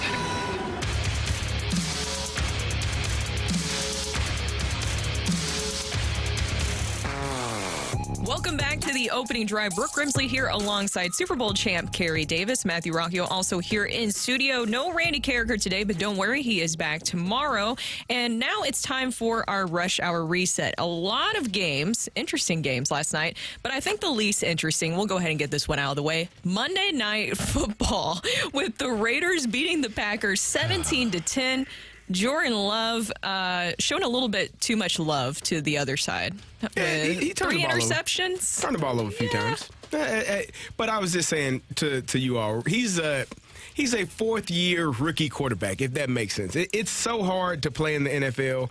He is seeing looks that he has not seen before. Being in practice and the game speed are two totally different things, and he's still, learning and processing things. He threw some bad interceptions, though. One of them, I believe, was tipped, and you don't. Oh, that one was so bad. Peyton Manning just kind of cringed when that happened. He's like, that we shouldn't even give that to the quarterback. That's on the receiver for not getting the ball down. But he threw one in the end zone to end the game. The one that he threw, I think it was in the second quarter, was a terrible interception right to the linebacker. So he's got some things to improve on, but it's not like the Las Vegas Raiders are world beaters. They aren't really good either. So, that was just one of those games you can wake me when it's over. But the Manning cast was very entertaining. Hey, at least there's that. There's that. I feel like at least there has to be something entertaining about that game. Now let's get to the exciting stuff, and that is Major League Baseball playoffs. October baseball in full swing, and we're going to start with the Diamondbacks beating the Dodgers 4-2. They take a 2-0 series lead, and Carey, they just need one more win to clinch their first NLCS appearance since 2007. But this just felt like a game that was decided early on because the Dodgers starters are just really unraveling early in these games. And you wouldn't expect it. I mean, you talked about it earlier. 2 innings pitched between their two starters. Kershaw went a third of an inning. Bobby Miller pitched an inning and 2/3 yesterday. And so you get 2 innings from your 2 starting pitchers in game 1 and game 2 of a series. You're probably not going to win that. Everyone can complain about the time off, but time off usually resets you and allows you to get healthy and feel better and not go out there and stink up the joint. And so Freddie Freeman is I think 1 for 6, and Mookie Betts is 0 for 7 in this series. Those are the reasons why this team is losing. Your top MVP candidates, 1 for 13. They are they're going to be right, exactly. Imagine how that works. You have 2 ways. So you have an MVP potential winner and an MVP candidate, and they don't hit quiet in the playoffs. Amazing how that works. And then your pitching blows up. Wow. That seems oddly familiar. How crazy. What did Dave Roberts do? He clearly didn't prepare his team. It's all on him. It's on the manager. The analytics I bet he used an analytic. I bet you he did. The analytics said that your starting pitchers are only going to last 2 innings, give up 10 hits combined, 9 earned runs, 3 walks, and just 1 strikeout. Best of luck to you, whoever you are. Bobby Miller was 11-4 with a 3.76 ERA in the regular season. He went 7+ innings 3 times in the month of September alone. There's no explanation and then he gives you for 1 it. 2/3. Who you mad at, man? Like, I mean, you gotta. The forces of the universe. People get frustrated with me when I say this because everyone wants to blame managers for everything. Man, at the end of the day, the people on the field are the ones that make it happen. You put too much stock into what managers, coaches, offensive coordinators, defensive coordinators. I don't give a damn what the scheme is, man. You got to play. And if you don't play, you lose. And if you don't play well enough for long enough, guess what else you lose? Your job. Say the phrase. That's how life goes. Say the phrase, Carey. That's how baseball goes. It's not the X's and the O's. It's not the X's and O's. It's the Jimmys and the Joes, man. Come on. There you go. That's what it is. Yeah, it's. I don't know how you would even think. 1 for 13. What do you want? There's no explanation for this. Now, on the other side, the Diamondbacks, Zach Gallen, a very familiar name. I can't remember. Where was he from? Where did he come Miami. from? He's in Miami? Yeah, Miami. He's in Miami. Okay. How did he get to Miami? A trade had to be made. From St. Louis. Who did we get in return? An impact bat in the outfield, which they desperately needed. That climbed the fence and let a ball drop. What happened, That was Carey, all right? ridiculous. Hey, that was about trades. That's one of right? the best plays I've ever seen. Yeah. That's top 10, not top 10 of all time. I think about it all the time. I think about it all the time of how it just didn't work out. But Zach Gallen, he was fantastic for the Diamondbacks. 5 1/3, gave up 2 runs, 5 hits, struck out 4. And to me, the big moment was in the 5th inning. There was runners on the corners, and then you had Freddie Freeman at the plate. Big moment, and Zach Gallen was able to strike out Freeman. There goes Mookie, and the pitch is a called strike 3, and Freeman knew it. And Zach Gallen was just locked in. If you saw that video of when he came off the mound, I mean, he was fired up. And he was even more fired up after the game. Here's what he had to say about that. Job's not finished, really. I mean, I think the quote Kobe was talking about is like, what's there to be happy about, really? I think it's a good spot for us to be in, playing with a little confidence. Come in. I don't think it's any secret that we've come in here and struggled. So I think it was good for us, just mentally ourselves, just to come in here and set the tone. Have a little faith in ourselves, and then, hopefully go home and finish the job. Rock, who did he quote? I quoted Kobe. Who is Kobe? One of the best players of all time. What number is he? I don't know, like you are a disappointing 9, man. 11. You're a disappointing fella. Something like that. You're so disappointing. Carey's mad that I tagged that audio in the system as Gallen quotes the 11th best player of all time. I like that quote. I like the Mamba mentality, and you saw that on the mound from Zach Gallen yesterday. So it will be interesting to see how this goes because the Dodgers are in trouble. Yeah, they are. You're down 0-2. You're headed back to Arizona, and your pitching and your hitting has not come together. And, again, that's what sports are. It's about your stars. Stars have to show up. When the lights are bright, got to show up. Shaq talks about it all the time. He talks about superstars and the others. If you're a superstar, you have to show up. And then the other guys, they feel more comfortable and more confident in their role. They are not. Mookie Betts is the superstar. Freddie Freeman is the superstar. Mm-hmm. Clayton Kershaw is the superstar. If they don't show up, what the hell you expect the other guys to do? They aren't going to have enough to get the job done, and that's where they are right now. Now, this series isn't over because I think the Dodgers are still the better team. They can go into Arizona and win 2 games and get it back to L.A., but their guys got to come play. And if they don't, they will be 1, 2, 3 Cancun. I guess do baseball go to Cancun in the They can go offseason? wherever they want to go.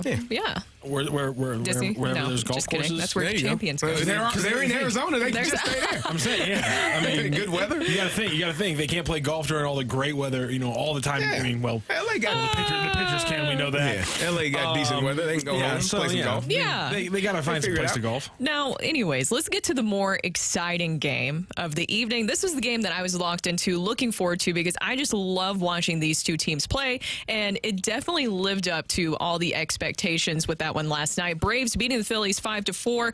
What a game and what a series this has been. The Phillies, early on, were cruising through the first 6 innings thanks to Zach Wheeler, who was wheeling and dealing on the mound. But then the Braves were able to come back with a 2-run shot in the bottom of the 7th, and then they take the lead with this moment right here, a 2-run shot, bottom of the 8th, courtesy of Austin Riley.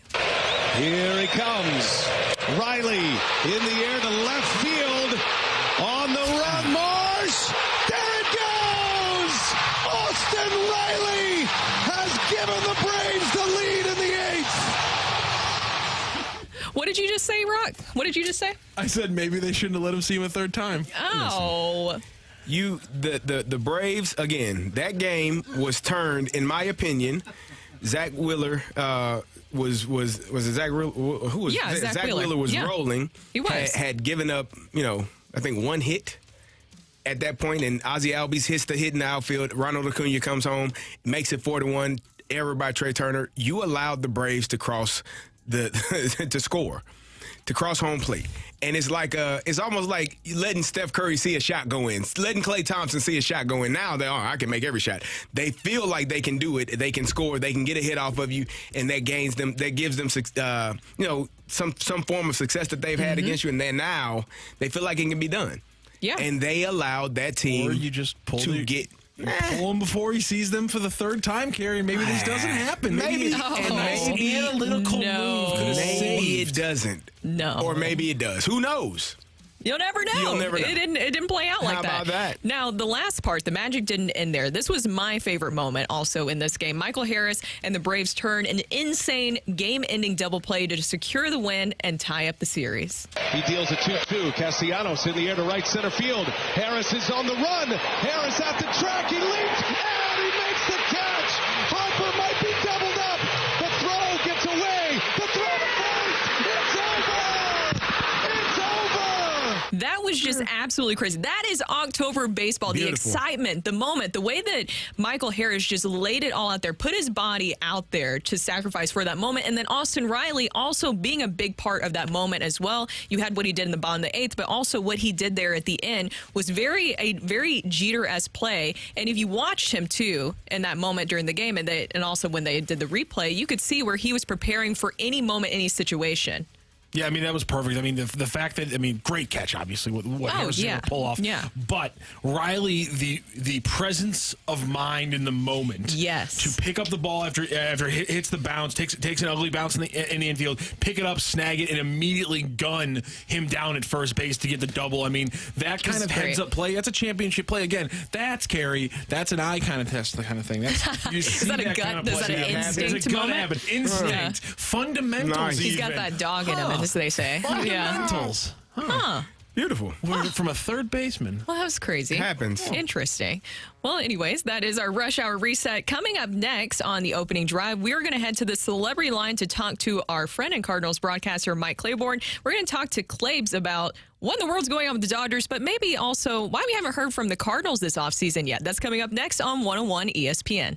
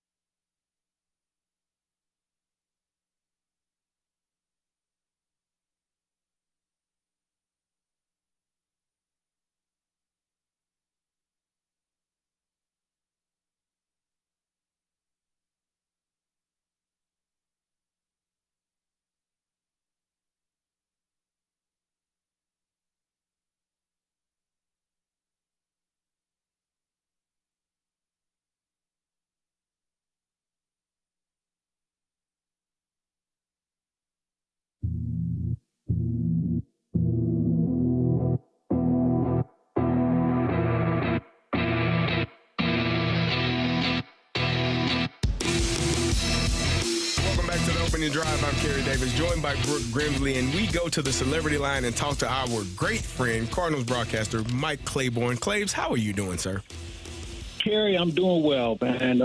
Rehab is, as you know, is always a challenge. Mm-hmm. Life is good. I have no complaints. I got to assume you're doing a little bit better now that the season is over and you no longer have to endure. It felt like we were all enduring this past 23 season. This is, you know what, man? I got to tell you, if you're a Cardinal fan or a Blues fan, this has been a really challenging year. Yeah. Because we expected more, we got less. For the first time in a long time, both teams had fire sales. And, you feel like, well, we don't want to rebuild, we want to reload. And I think you're kind of in that position. But from a baseball standpoint, I got to tell you, man, I find myself watching more baseball than I normally would. Yeah, it's been pretty good. Yeah, it has. And I think one of the things, because we saw every team play, with a balanced schedule, so you kind of have a feel about these teams that you're watching. So it's been good so far. So, Claves, the Cardinals decided to delay their postseason press conference till either a month from now or after the World Series. Does that mean that something is going to happen or that actually nothing is going to happen? Well, I think it's, one of the things that a lot of teams try and do is not to create a distraction from the playoffs in the World Series. And that really happens more than anything else. You won't hear about a lot of managers being named, or you won't hear about a lot of shakeups until maybe a gap between one series to the other.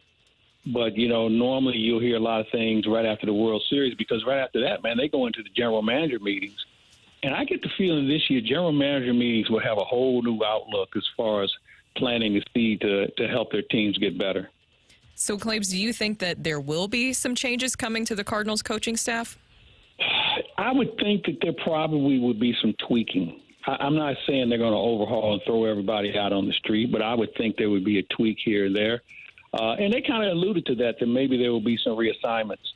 Now, reassignment can mean anything from being a consultant where you're a rover, or maybe you go from coaching one position to working at another position. So there's a lot of things that could come up in that situation. So I think for all of us, it's just probably be better for us to just wait and see.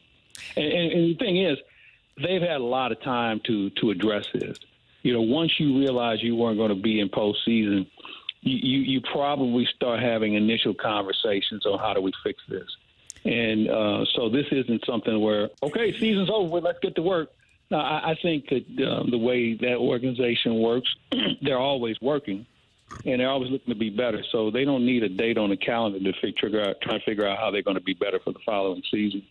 And, of course, we're going to continue to talk about starting pitching until the Cardinals announce who they will be bringing in. I thought this was interesting because Derek Gould of the Post-Dispatch was kind of writing about some of the names that we have heard of, Sonny Gray, Aaron Nola, but then he brought up one that I haven't thought that much about, Tyler Glasnow. Do you see him as a possibility for the Cardinals, and what do you think about his injury history?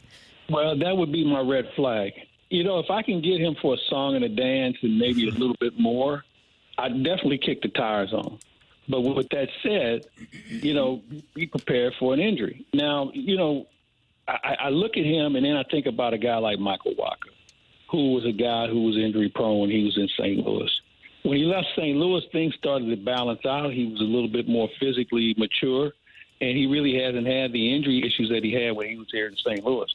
So maybe you strike lightning in a bottle along that line where you get a guy that maybe a change in organization. So this would be his third if he would come to St. Louis. Maybe that changes things, but if not, there are just some people, Brooke, that just can't get out of their own way when it comes to injury. It's not their fault. I mean, look at a guy like Alex Reyes, who we thought was going to be a very special pitcher, and I think the guy's had virtually every injury you could have. So then he moves on to L.A., and the first thing he does when he gets to L.A. with the Dodgers is what? Get hurt. So there's some people it just happens that way too. Claves, you've been around this game for a long time, and you know better than anyone and as well as anyone how important players' legacies are in terms of winning championships. So how important is it for the Cardinals to surround Paul Goldschmidt and Nolan Arenado with a team that can help them win a championship? Well, that's a good question. I kind of look at it bigger than that. I think everybody has a legacy. Now, these guys have been around for a while, but, you don't think some of these other guys want to have that on their resume too?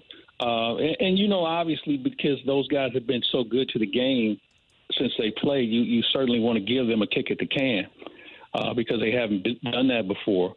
So I would think there would be some urgency to a point, but I think the urgency also is, hey, how about us just having a good team that Goldschmidt and Arenado happen to play on?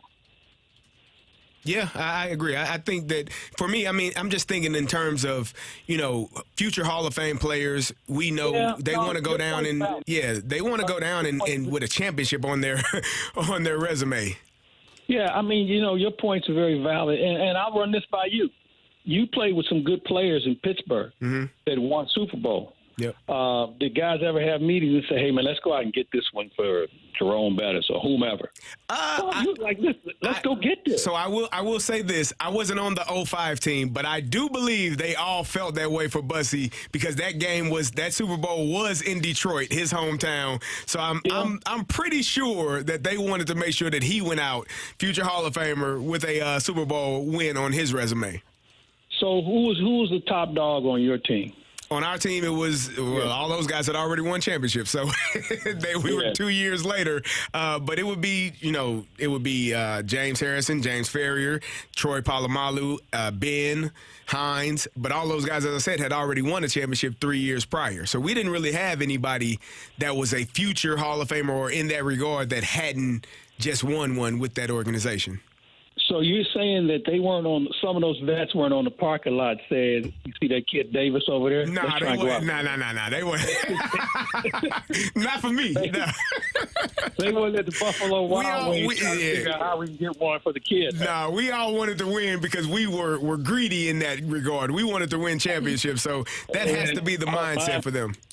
I don't mind being greedy when it comes Claves, just to get into some postseason October baseball, we were talking about that earlier, how exciting it is. Not so exciting if you're a Dodgers fan. What do you make of what's going on with the Dodgers right now? Obviously, a lot of this falling on the starting pitchers. Well, you know what they say, good pitching stops good hitting any day of the week or most days. But here's something that I think we got to take into account. This wild card thing is real. And the reason why is because the teams that are wild card teams normally have to fight a little longer, almost down to the final week of the season. So they're already in playoff mode. They're playing for each other. They have their mojo going. And then they walk in and grab a team that hasn't played in 5 days. They're trying to find a reset button, and it just hasn't worked so far. I mean, when you look at Arizona, you look at Philadelphia, their thing is they're not scared of anybody. They could care less about what your regular season record is because you have to deal with them face to face. And you know what? Those teams have a couple of pitchers. And again, this pitching thing is real, and the bullpens have really had an impact on all of these series. So it's something that if you're a Cardinal fan or a team that spent a lot of money, or whether you pick any New York team or San Diego, you better make sure you have a bullpen. If you don't have a bullpen, I wouldn't care if you went out and signed Tom Glavine, Greg Maddux, and John Smoltz. If you don't have a bullpen, it doesn't mean anything at this point because that's the direction of the game. Now, I'm not certain if I agree with that notion. I think there should be a reward for guys who pitch more innings and keep their team in a game. I mean, now a guy can pitch 5 1/3, 5 2/3, and then turn it over to the bullpen to go get the next 4 1/3 outs. And guess what? He gets the win and a whole lot more money than 3 other guys in the bullpen. I think there should be a little bit more of an emphasis on fighting through it, which takes me to this point. We are always conscious of pitch counts and innings pitched during the course of the year. I'd be willing to venture that these guys that are pitching now are going well beyond anything they've ever done in their careers as far as innings in their season. So we're going to see who the men and the boys are here because of the fact some guys haven't been here before, and they're going to have to figure out how to pitch through it compared to looking at their stats and, oh, my goodness, I pitched over 200 innings. I'm supposed to stop now. Okay, do you want to stop or do you want to keep pitching to make sure you have a chance to win something that you may not get another crack at? Exactly. Claves, and let's shift gears a little bit. Have you been keeping up with some football? What are your thoughts so far on this NFL season? All right, I have one question to ask you because you play the game at a pro level. You coach young people. What has happened to tackling? Oh, you don't get to practice it. Listen, this arm and shoulder tackling, you might be able to get away with that in Massey Dickie Bulldogs or, West Coast or one of those other JFL leagues. You cannot tackle guys by the shoulder pads or try and arm tackle. Yeah. And I think you make a good point. You can't do it in practice because, coach, I get hurt. But the tackling at the college level, at the pro level, is embarrassing. So it is just flat out embarrassing. I'll simplify it for you. So normally we were taught when I played, you get your head across. So if the guy is running to my left, I tackle him with my head in front of him with my right shoulder. But that gives you a lot of stingers, a lot of neck issues, some concussion issues. So now they're taught to tackle him behind. So now your head is behind him and you're tackling him with your left shoulder. Well, that's only arms, and more times than not, they're running through those tackles. And so it's made the game safer, but it's made the game sloppier in terms of tackling because it's harder to get a guy on the ground when you have less in front of him to stop him. There's no doubt. But in answer to your question, I've been watching. This college thing is fascinating. This Caleb Williams, man, he won the Heisman last year, and I'm not the biggest proponent of how this whole Heisman thing is voted on in the first place. But bottom line, if we're going to play by those rules, I'd like to see somebody offensively that shows more than Caleb Williams. Now, you get some Missouri guys who try to tackle this quarterback over the weekend. They may say, well, hold on a minute. There's a guy we saw this week. You might want to think about him, too. But Caleb Williams, man, is a fascinating player to watch, and he's figured it out. But, overall, I've been trying to stay on top of it. I am not a person that believes in rankings at this time of the year. Yeah. We have just really actually played. Most teams have actually played two what I would say challenging games. All the other games really didn't mean anything because you made up your non-conference schedule. So I'm a believer that you really don't know who these teams are until maybe this weekend or certainly the following weekend. Claves, what you got coming up on Claves Online? Well, we have Dr. Rick and Rammer with the podcast. We're going to drop that later today. John Anderson from ESPN is going to huddle up with Howard Richardson. I think that starts tomorrow. And we'll get our hockey coverage started with Jamal Mayers and Kevin Weeks. That'll be starting up this week. We're going to hopefully, if Alex Ferrario's schedule doesn't preclude him from being part of what we do, we'll probably be involved with him as well. And the two-man game with Matt Rocchio and Bob Ramsey, that program covers basketball from one baseline to the other. That's going to be starting up fairly soon. So we have a lot. And, I mentioned last week we had this interview we did with Cedric the Entertainer. I think we're going to drop that later this week, if not early next week. You have to listen. We cover a whole lot of things, and there was a chuckle or two involved in the interview. Let's just put it that way. So we have a lot of good stuff coming up on ClavesOnline.com. Well, Claves, we appreciate you. By the way, good luck to all the guys over at your place. Blues they dropped the puck on Thursday. Yep. Cannot wait. It's going to be a fun season, an interesting season. And everyone I ask about the Blues, hey, what do you think? And they look at me and say, I don't know. This is a team we will scratch our heads about for, I guarantee, the first 2 months. We're in the same boat. We'll figure it out soon enough and figure out if they are better, worse, or the same as they were last year. Give it time. It's going to take some time. Yep. Claves, thanks for joining us. We'll talk to you again next week. You guys have a great week. Take care. Appreciate it. That was Cardinals broadcaster Mike Claiborne joining us. And, the last point about the hockey team, we were just talking. How many games do we need to see before we know what this team is? Yeah, I guess we'll figure out sooner rather than later. Coming up next, the higher seeds in the Major League Baseball playoffs are 2-15. What's going on? We'll talk about it next on the Opening Drive.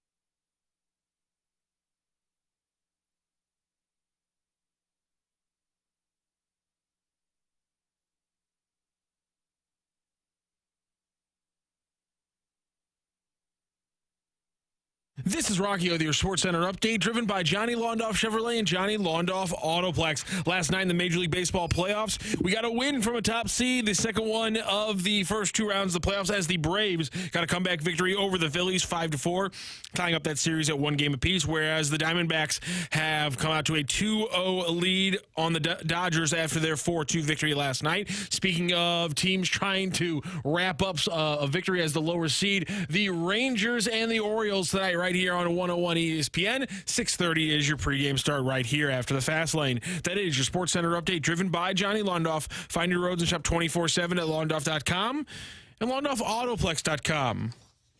Are you kidding me?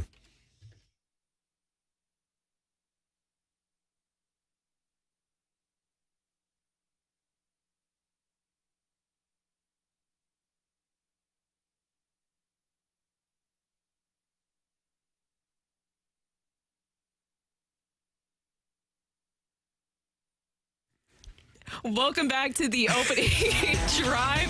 Brooke Grimsley here alongside Super Bowl champ Carey Davis. Everything's fine. There's nothing going on behind the scenes. I am not starving. So during the break we were discussing, because my stomach growled really loud. I'm just going to be honest. I was thinking about keeping this a secret, but Carey's dying over here. Oh. So here's the thing. I'm still trying to work on my morning routine, and I've been coming in just only having a breakfast bar in the mornings, and then I've gotten to the point where 9 o'clock hits and my stomach's like, feed me, give me food, and we just had that moment. So Carey is dying laughing over here. It was hilarious. Good times. I was just angry. You know what I'm angry about, what my stomach's angry about, other than wanting more food, Carey? What's that? A lot of people have some issues with the playoff format for Major League Baseball. Higher seeded teams are 2-15 in the opening rounds of the 2023 postseason. And here's the question. Is the playoffs a crapshoot nature, a feature, or a flaw? That's the big question right now. And now Ken Rosenthal did put out an article yesterday kind of discussing this, about the format, if people are wanting to change it or not. But I'm curious. I want to see what you guys think about this. So text into the Air Comfort Service text line. That is 314-399-9646, 314-399-YOHO. You can also check us out on our YouTube channel, thanks to our Air Alliance Team studio cams. You can also leave a comment there. Do you think that the playoff format should change? And here's my thing with it. I understand the complaint that, it's 162 games and then, bam, you're out just like that.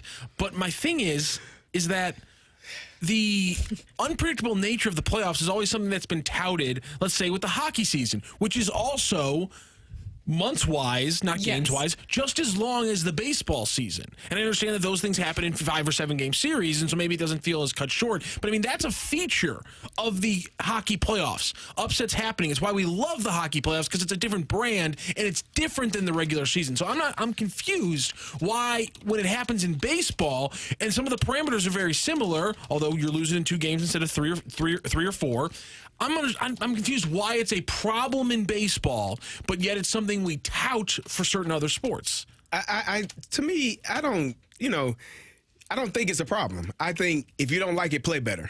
That's my mindset on most things. If you have an opportunity to get some rest, to adjust your starting rotation in the manner in which you want, I can guarantee you that the LA Dodgers had no clue that when they set their rotation after having a bye, that Clayton Kershaw would pitch a third of an inning and give up 6 earned runs.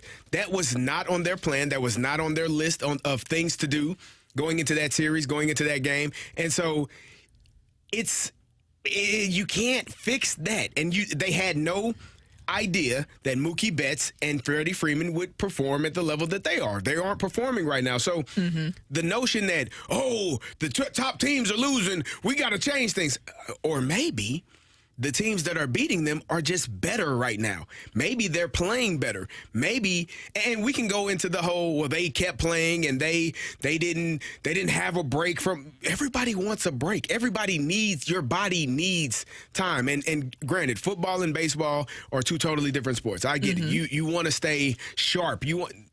I'm sure that they still work on their craft while they're on break. It's not like they go to the Bahamas or they're like Odell Beckham Jr. partying on the boat during the bye week in Timbs and jeans. Yeah. Like, that's not how that takes place. So they're still locked in. It's not live pitching that they're facing. It's not the same feeling of what playoff baseball will be, but they're still engaged and they still have it going on. So the notion that you worked hard enough to become a team that earned a bye. So if you don't like it, then don't play as well during the season. Yeah, play better. Win 10 less games so that you can be in the wild card game and fighting and work your way all the way through and fight to win the World Series championship. Do that if it's an issue. And the thing is that if everything was based off the regular season, then it would just be done. You would just give the award to who won the most games. And it's interesting, CD, because to your point, kind of like Russ what Dorsey, Cincinnati FC tried. Ain't that what they tried? Oh, yeah, where they basically like, we're done here. We're champions. Yeah, so we don't need anything else. But CD, Russ Dorsey, baseball insider, was on foul territory, and he agrees with your sentiment. The benefit of that you get is you get to say, all right, Spencer Strider, game 1, Max Fried, game 2. And if you lose, that's on you. That's not on everybody else. We don't have to change the formatting, and we don't have to reseed. Play better, right? I know, like I think I saw a stat today that the team that has more rest it loses a lot in the last 5 years or so. I don't like the idea that you were the best team. You were rewarded by having the bye and getting to get healthy. If you had guys banged up, you get to, pick exactly who you want for the first couple games of that series. And now all of a sudden, because you didn't play your best game in game 1, now it's not fair. We need to change the rules. Yeah, I think that's just the way it is right now. Maybe they'll look at things afterwards, but I don't even know with the 5 days off how you can necessarily change that. I don't know. I mean, again, if you don't like it, play better. At the end of the day, people have to perform. They are paid to perform, to do a job. The Atlanta Braves found a way to get a win last night. It as surprising as it was, Philadelphia was rolling, but they found a way to get a win to tie that series up. The Diamondbacks are taking care of their business right now, and the Dodgers are not. So you just got to find a way to win. The Baltimore Orioles aren't taking care of their business, but that's also a team that I didn't think was going to win that series anyway. So they might have ran into a team that's better than them. I don't know that the notion that they're a higher seed and they had a bye and they didn't have to play and the opposing team did. I don't know that makes that much of a difference. Yeah, let's go to the text line real quick. What do you have over there, Rockio? So he says it should change. Baseball is just a longer season. It's too many teams make the playoffs in all sports, but baseball is the longest sport, and that changes it. I disagree with that statement. It's because there's more games played in the same amount of time. It's just like the NHL and the NBA. It's 7 to 8 months regular season, 2 months long postseason. The game's a little bit different for both those sports than it is in the regular season relative to hockey and in the NBA. I don't think baseball's that just like anomalous, just like, oh, you have to do everything different in baseball. There's no other sport like it. Yeah. I think, again, we're complaining. How are we complaining about a team or teams that had the better record and they feel like they're not being treated fairly? To tell the team that scratch clawed and barely made it into the playoffs that you're complaining because you had a daggone bye. Mm-hmm. And they had to play all 162 to the end, to the bitter end, scratch claw and get in, and they're happy to be there. You should be thrilled to be in the playoffs, because when you're in the playoffs, guess what? You have an opportunity to win a championship. You can't do that without being in the playoffs. That's number one. Number two, you should be thrilled that you worked that hard during the season to earn the right to have a bye. And number three, you're the better team, so act like it. What are we complaining about? It's also interesting. This texture kind of gets to the crux of the matter, which is he says it's not about the days off. It's the length of the series. Of 7-game series, you can lose a game. Anything shorter than that, losing a game, you set off the home field advantage, and you can be trash, and you're completely off your game. I think that's the interesting part. There's some people who are really focusing on the bye factor. Somebody else texting in and says the Cardinals won a World Series because the Tigers had to sit there and wait for 5 days for the Cardinals to beat the Mets in the NLCS. And there's multiple players on the Tigers and Cardinals who have backed that statement up. So there's a thing here. Is the bye the bigger issue, the rest versus rust factor, or is it the shortened series right off the bat that bothers people. I think there's two kind of issues, and I think there's different fans which are annoyed by different factors, and depending on which one bothers you more, your solve for it or your answer to is it a problem is going to be different. So at some point, you're probably going to have to wait on another team, whether it's because you have a bye or because, like you just said, the Cardinals took longer to finish their series. So either way, you have to wait. What is the point? What are you complaining about? Go play, man. You can't. What were the Tigers going to do? Hey, hurry up, Cardinals, get this series over with so we can play you. No, you got to wait because they took longer to finish their series. And guess what? You were the better team in your series, so you finished sooner. Just like you are the better team during the regular season, so you got to bye. If you are the better team and you have been the better team all season long, what are the complaints about? Just play better, win your game. That's it. Simply play better. Play better. I like that. I like that motto. Well, that's Carey. I'm Brooke. Coming up next, we are going to head to rock and roll. That's ahead on 101 ESPN.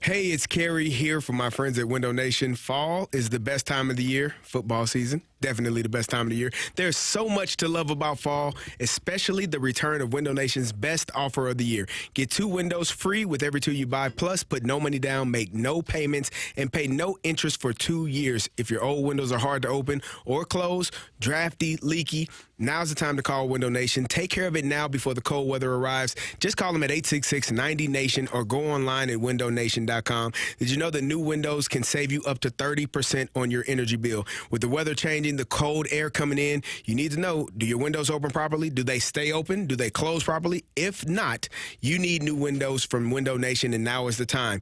Window Nation is the perfect solution because they are a company that has installed nearly 2 million windows with a 96% satisfaction rate, making them one of the top companies in the country. Call them today, 866-90-NATION, or go online at windownation.com and tell them Carey sent you.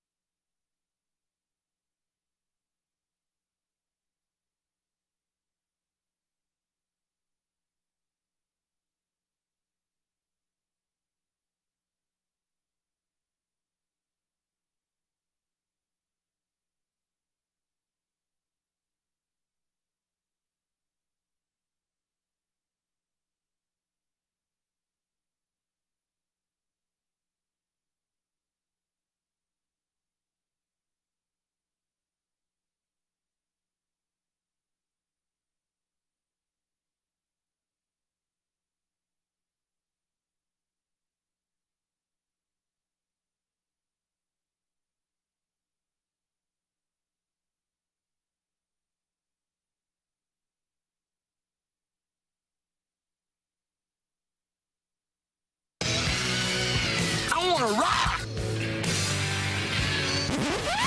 And roll.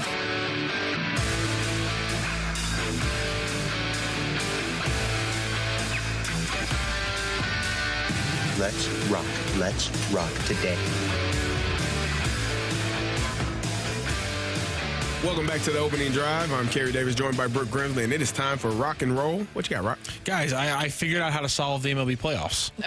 Let's hear it. But don't worry, you guys will like this because it involves me admitting that I was very, very wrong. Whoa. Okay. Whoa. Wow. What is this? I was completely and totally wrong, and I owe an apology to DeSmet's and St. Louis's own Pat Noonan.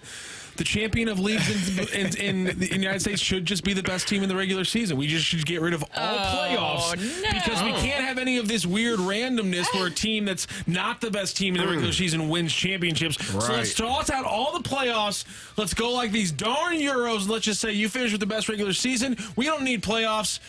Championship. That's how we do it. But aren't they still going to have playoffs? I think that's okay. No. Well, why? Because that's how they make money, and that's what the actual conversation is. So it just doesn't matter. It's just for. So you're telling me everyone texting in and saying, "Well, they should just go back to 4 teams in the playoffs," or just throwing out something that's not that's a complete non-starter? They don't probably know what they're talking about. Go with that. And I wasn't going to take it that far. Jesus, Carey. Oh my God. Oh my God. I don't care. I don't really care about their opinion, but I think they're right. Do you? No. Okay. Good.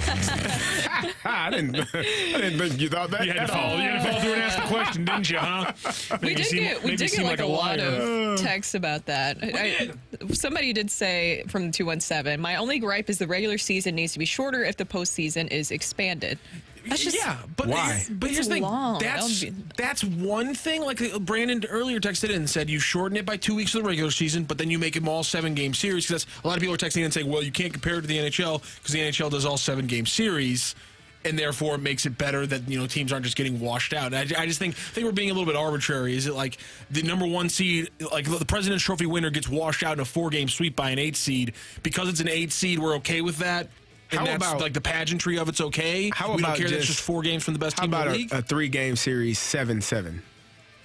Well, how about that? What the heck did you How say? about that? 3-game series for the first round, 7-game, 7-game. As opposed to 3-5-7. Because I think there's still the problem is that there's a good team that gets shipped out after just 2 games. You lose 2 games in the wild card, boom, you're out done. Well, so what? That's a problem. You win a freaking division. That's a you problem. Thanks for the 2 games. Okay, so then 5-7-7. Get them down the road. And now the series are that much longer, and you're playing late November, and it's 32 degrees outside, and you're freezing. Problem. So what do you... Neutral site World Series. No way. I'm not a fan. No, I'll pass. That's a no for me, dog. Someone has to sit in the top deck of that brand new stadium they're going to put in St. Petersburg. At some point during the season, someone has to sit there. This is how we do it. They just never use it. It's just there. All right, fine. There's a source right now reporting that Justin Jefferson is going to the IR, which means he would be out for the next 4 weeks for the Minnesota Vikings. Is that wraps on the 23 Vikings as a playoff team? Yeah. It's already, I feel like it's been that way. Yeah. Here's the thing. The Lions are 4-1, so it's not like you couldn't make some kind of run within the division. It's not like you're going to get a lot of, I think, obstacles thrown your way by the Packers or the Bears late in the season. So like they could put together a run, but I think this is about Caps any chance that offense looks like it did last year and they're able to win some games. Well, they are 0-4 or 1-4 right now, I think, in one possession games, where last year they were 11-0. And we talked about how that could really flip from this season. We thought it would happen sometime during the season last year. It has flipped completely. It happened season to season. It's unfortunate. But that's essentially where they are right now. They aren't able to finish games in the manner in which they were last year. And so I agree. I think that you do have a bit of an issue when you're looking at what the Minnesota Vikings are dealing with. And you lose Justin Jefferson, the man that Kirk Cousins wants to throw the ball to every opportunity he gets. It's going to be rough for him. Well, and then you've seen those reports too that possibly the Vikings are looking at trading Kirk Cousins. And you lose Justin Jefferson for an extended period of time. Might be the best time to go. Yeah, might as well. I don't know. I don't know what they do. They have to figure something out. I don't like the notion that they want to trade Kirk Cousins. I know Kirk Cousins has made a lot of money in his career. Just keep on pushing, man. Making a lot of money, guaranteed contracts, has seen every dollar of it, which is a beautiful thing. And he's 35. I think if you're in the middle of a dead season, you should trade away your two best players. I think, I really think you should do that. No. I think, in fact, Why? I really think that could have happened. Or are you talking just football? I think across multiple sports, I think really when you're having one of the worst seasons, especially after a season where there was some the 90s. success. There was some success in the previous year, and you think, we're going to build on this, but then you completely fall on your face. I say trade your two best players. You trade Kirk Cousins, you trade Justin Jefferson, and you rebuild for the future. Ain't going to be no future. Because both of those guys are 30. Oh, wait, sorry. No, one of them's not. Wrong situation. Yeah. One of those guys is in his mid-30s, and one of those guys is in his absolute prime. One of those guys is the best receiver in the league right now. Well, when they finish MVP and then third, when they finish with one of the top offenses in the game, you got to bite the bullet next year. You're ready for them guys to get out of here, I see. I'm not ready for it. I'm not championing it. I'm just saying it might be the best move forward. No, I don't think that would go over well with the good fans of St. Louis. Minnesota. I wonder if there's something there with that. Didn't know Carey was such a big Harrison Smith fan, but okay, fine. There you go. Thank you, Rock. That was a great day. Audio engineer, producer Rocky O. Thank you for today. He's an engineer. I like to say that. Pleasure. I called him the audio engineer, and he doesn't push the button to speak. That's a great timing. How that works. Brooke, been fun. Randy will be back tomorrow. How about that? How about that? You're going to have to come and correct some things. And, you know how and help us. When the parent leaves for a while, the kids run amok. We want to see your face. Who said that? You want to see my face? Coming up next, you got a balloon party with T-Mac and Ajax. They will be on for the next hour. That's next on 101 ESPN. That's right.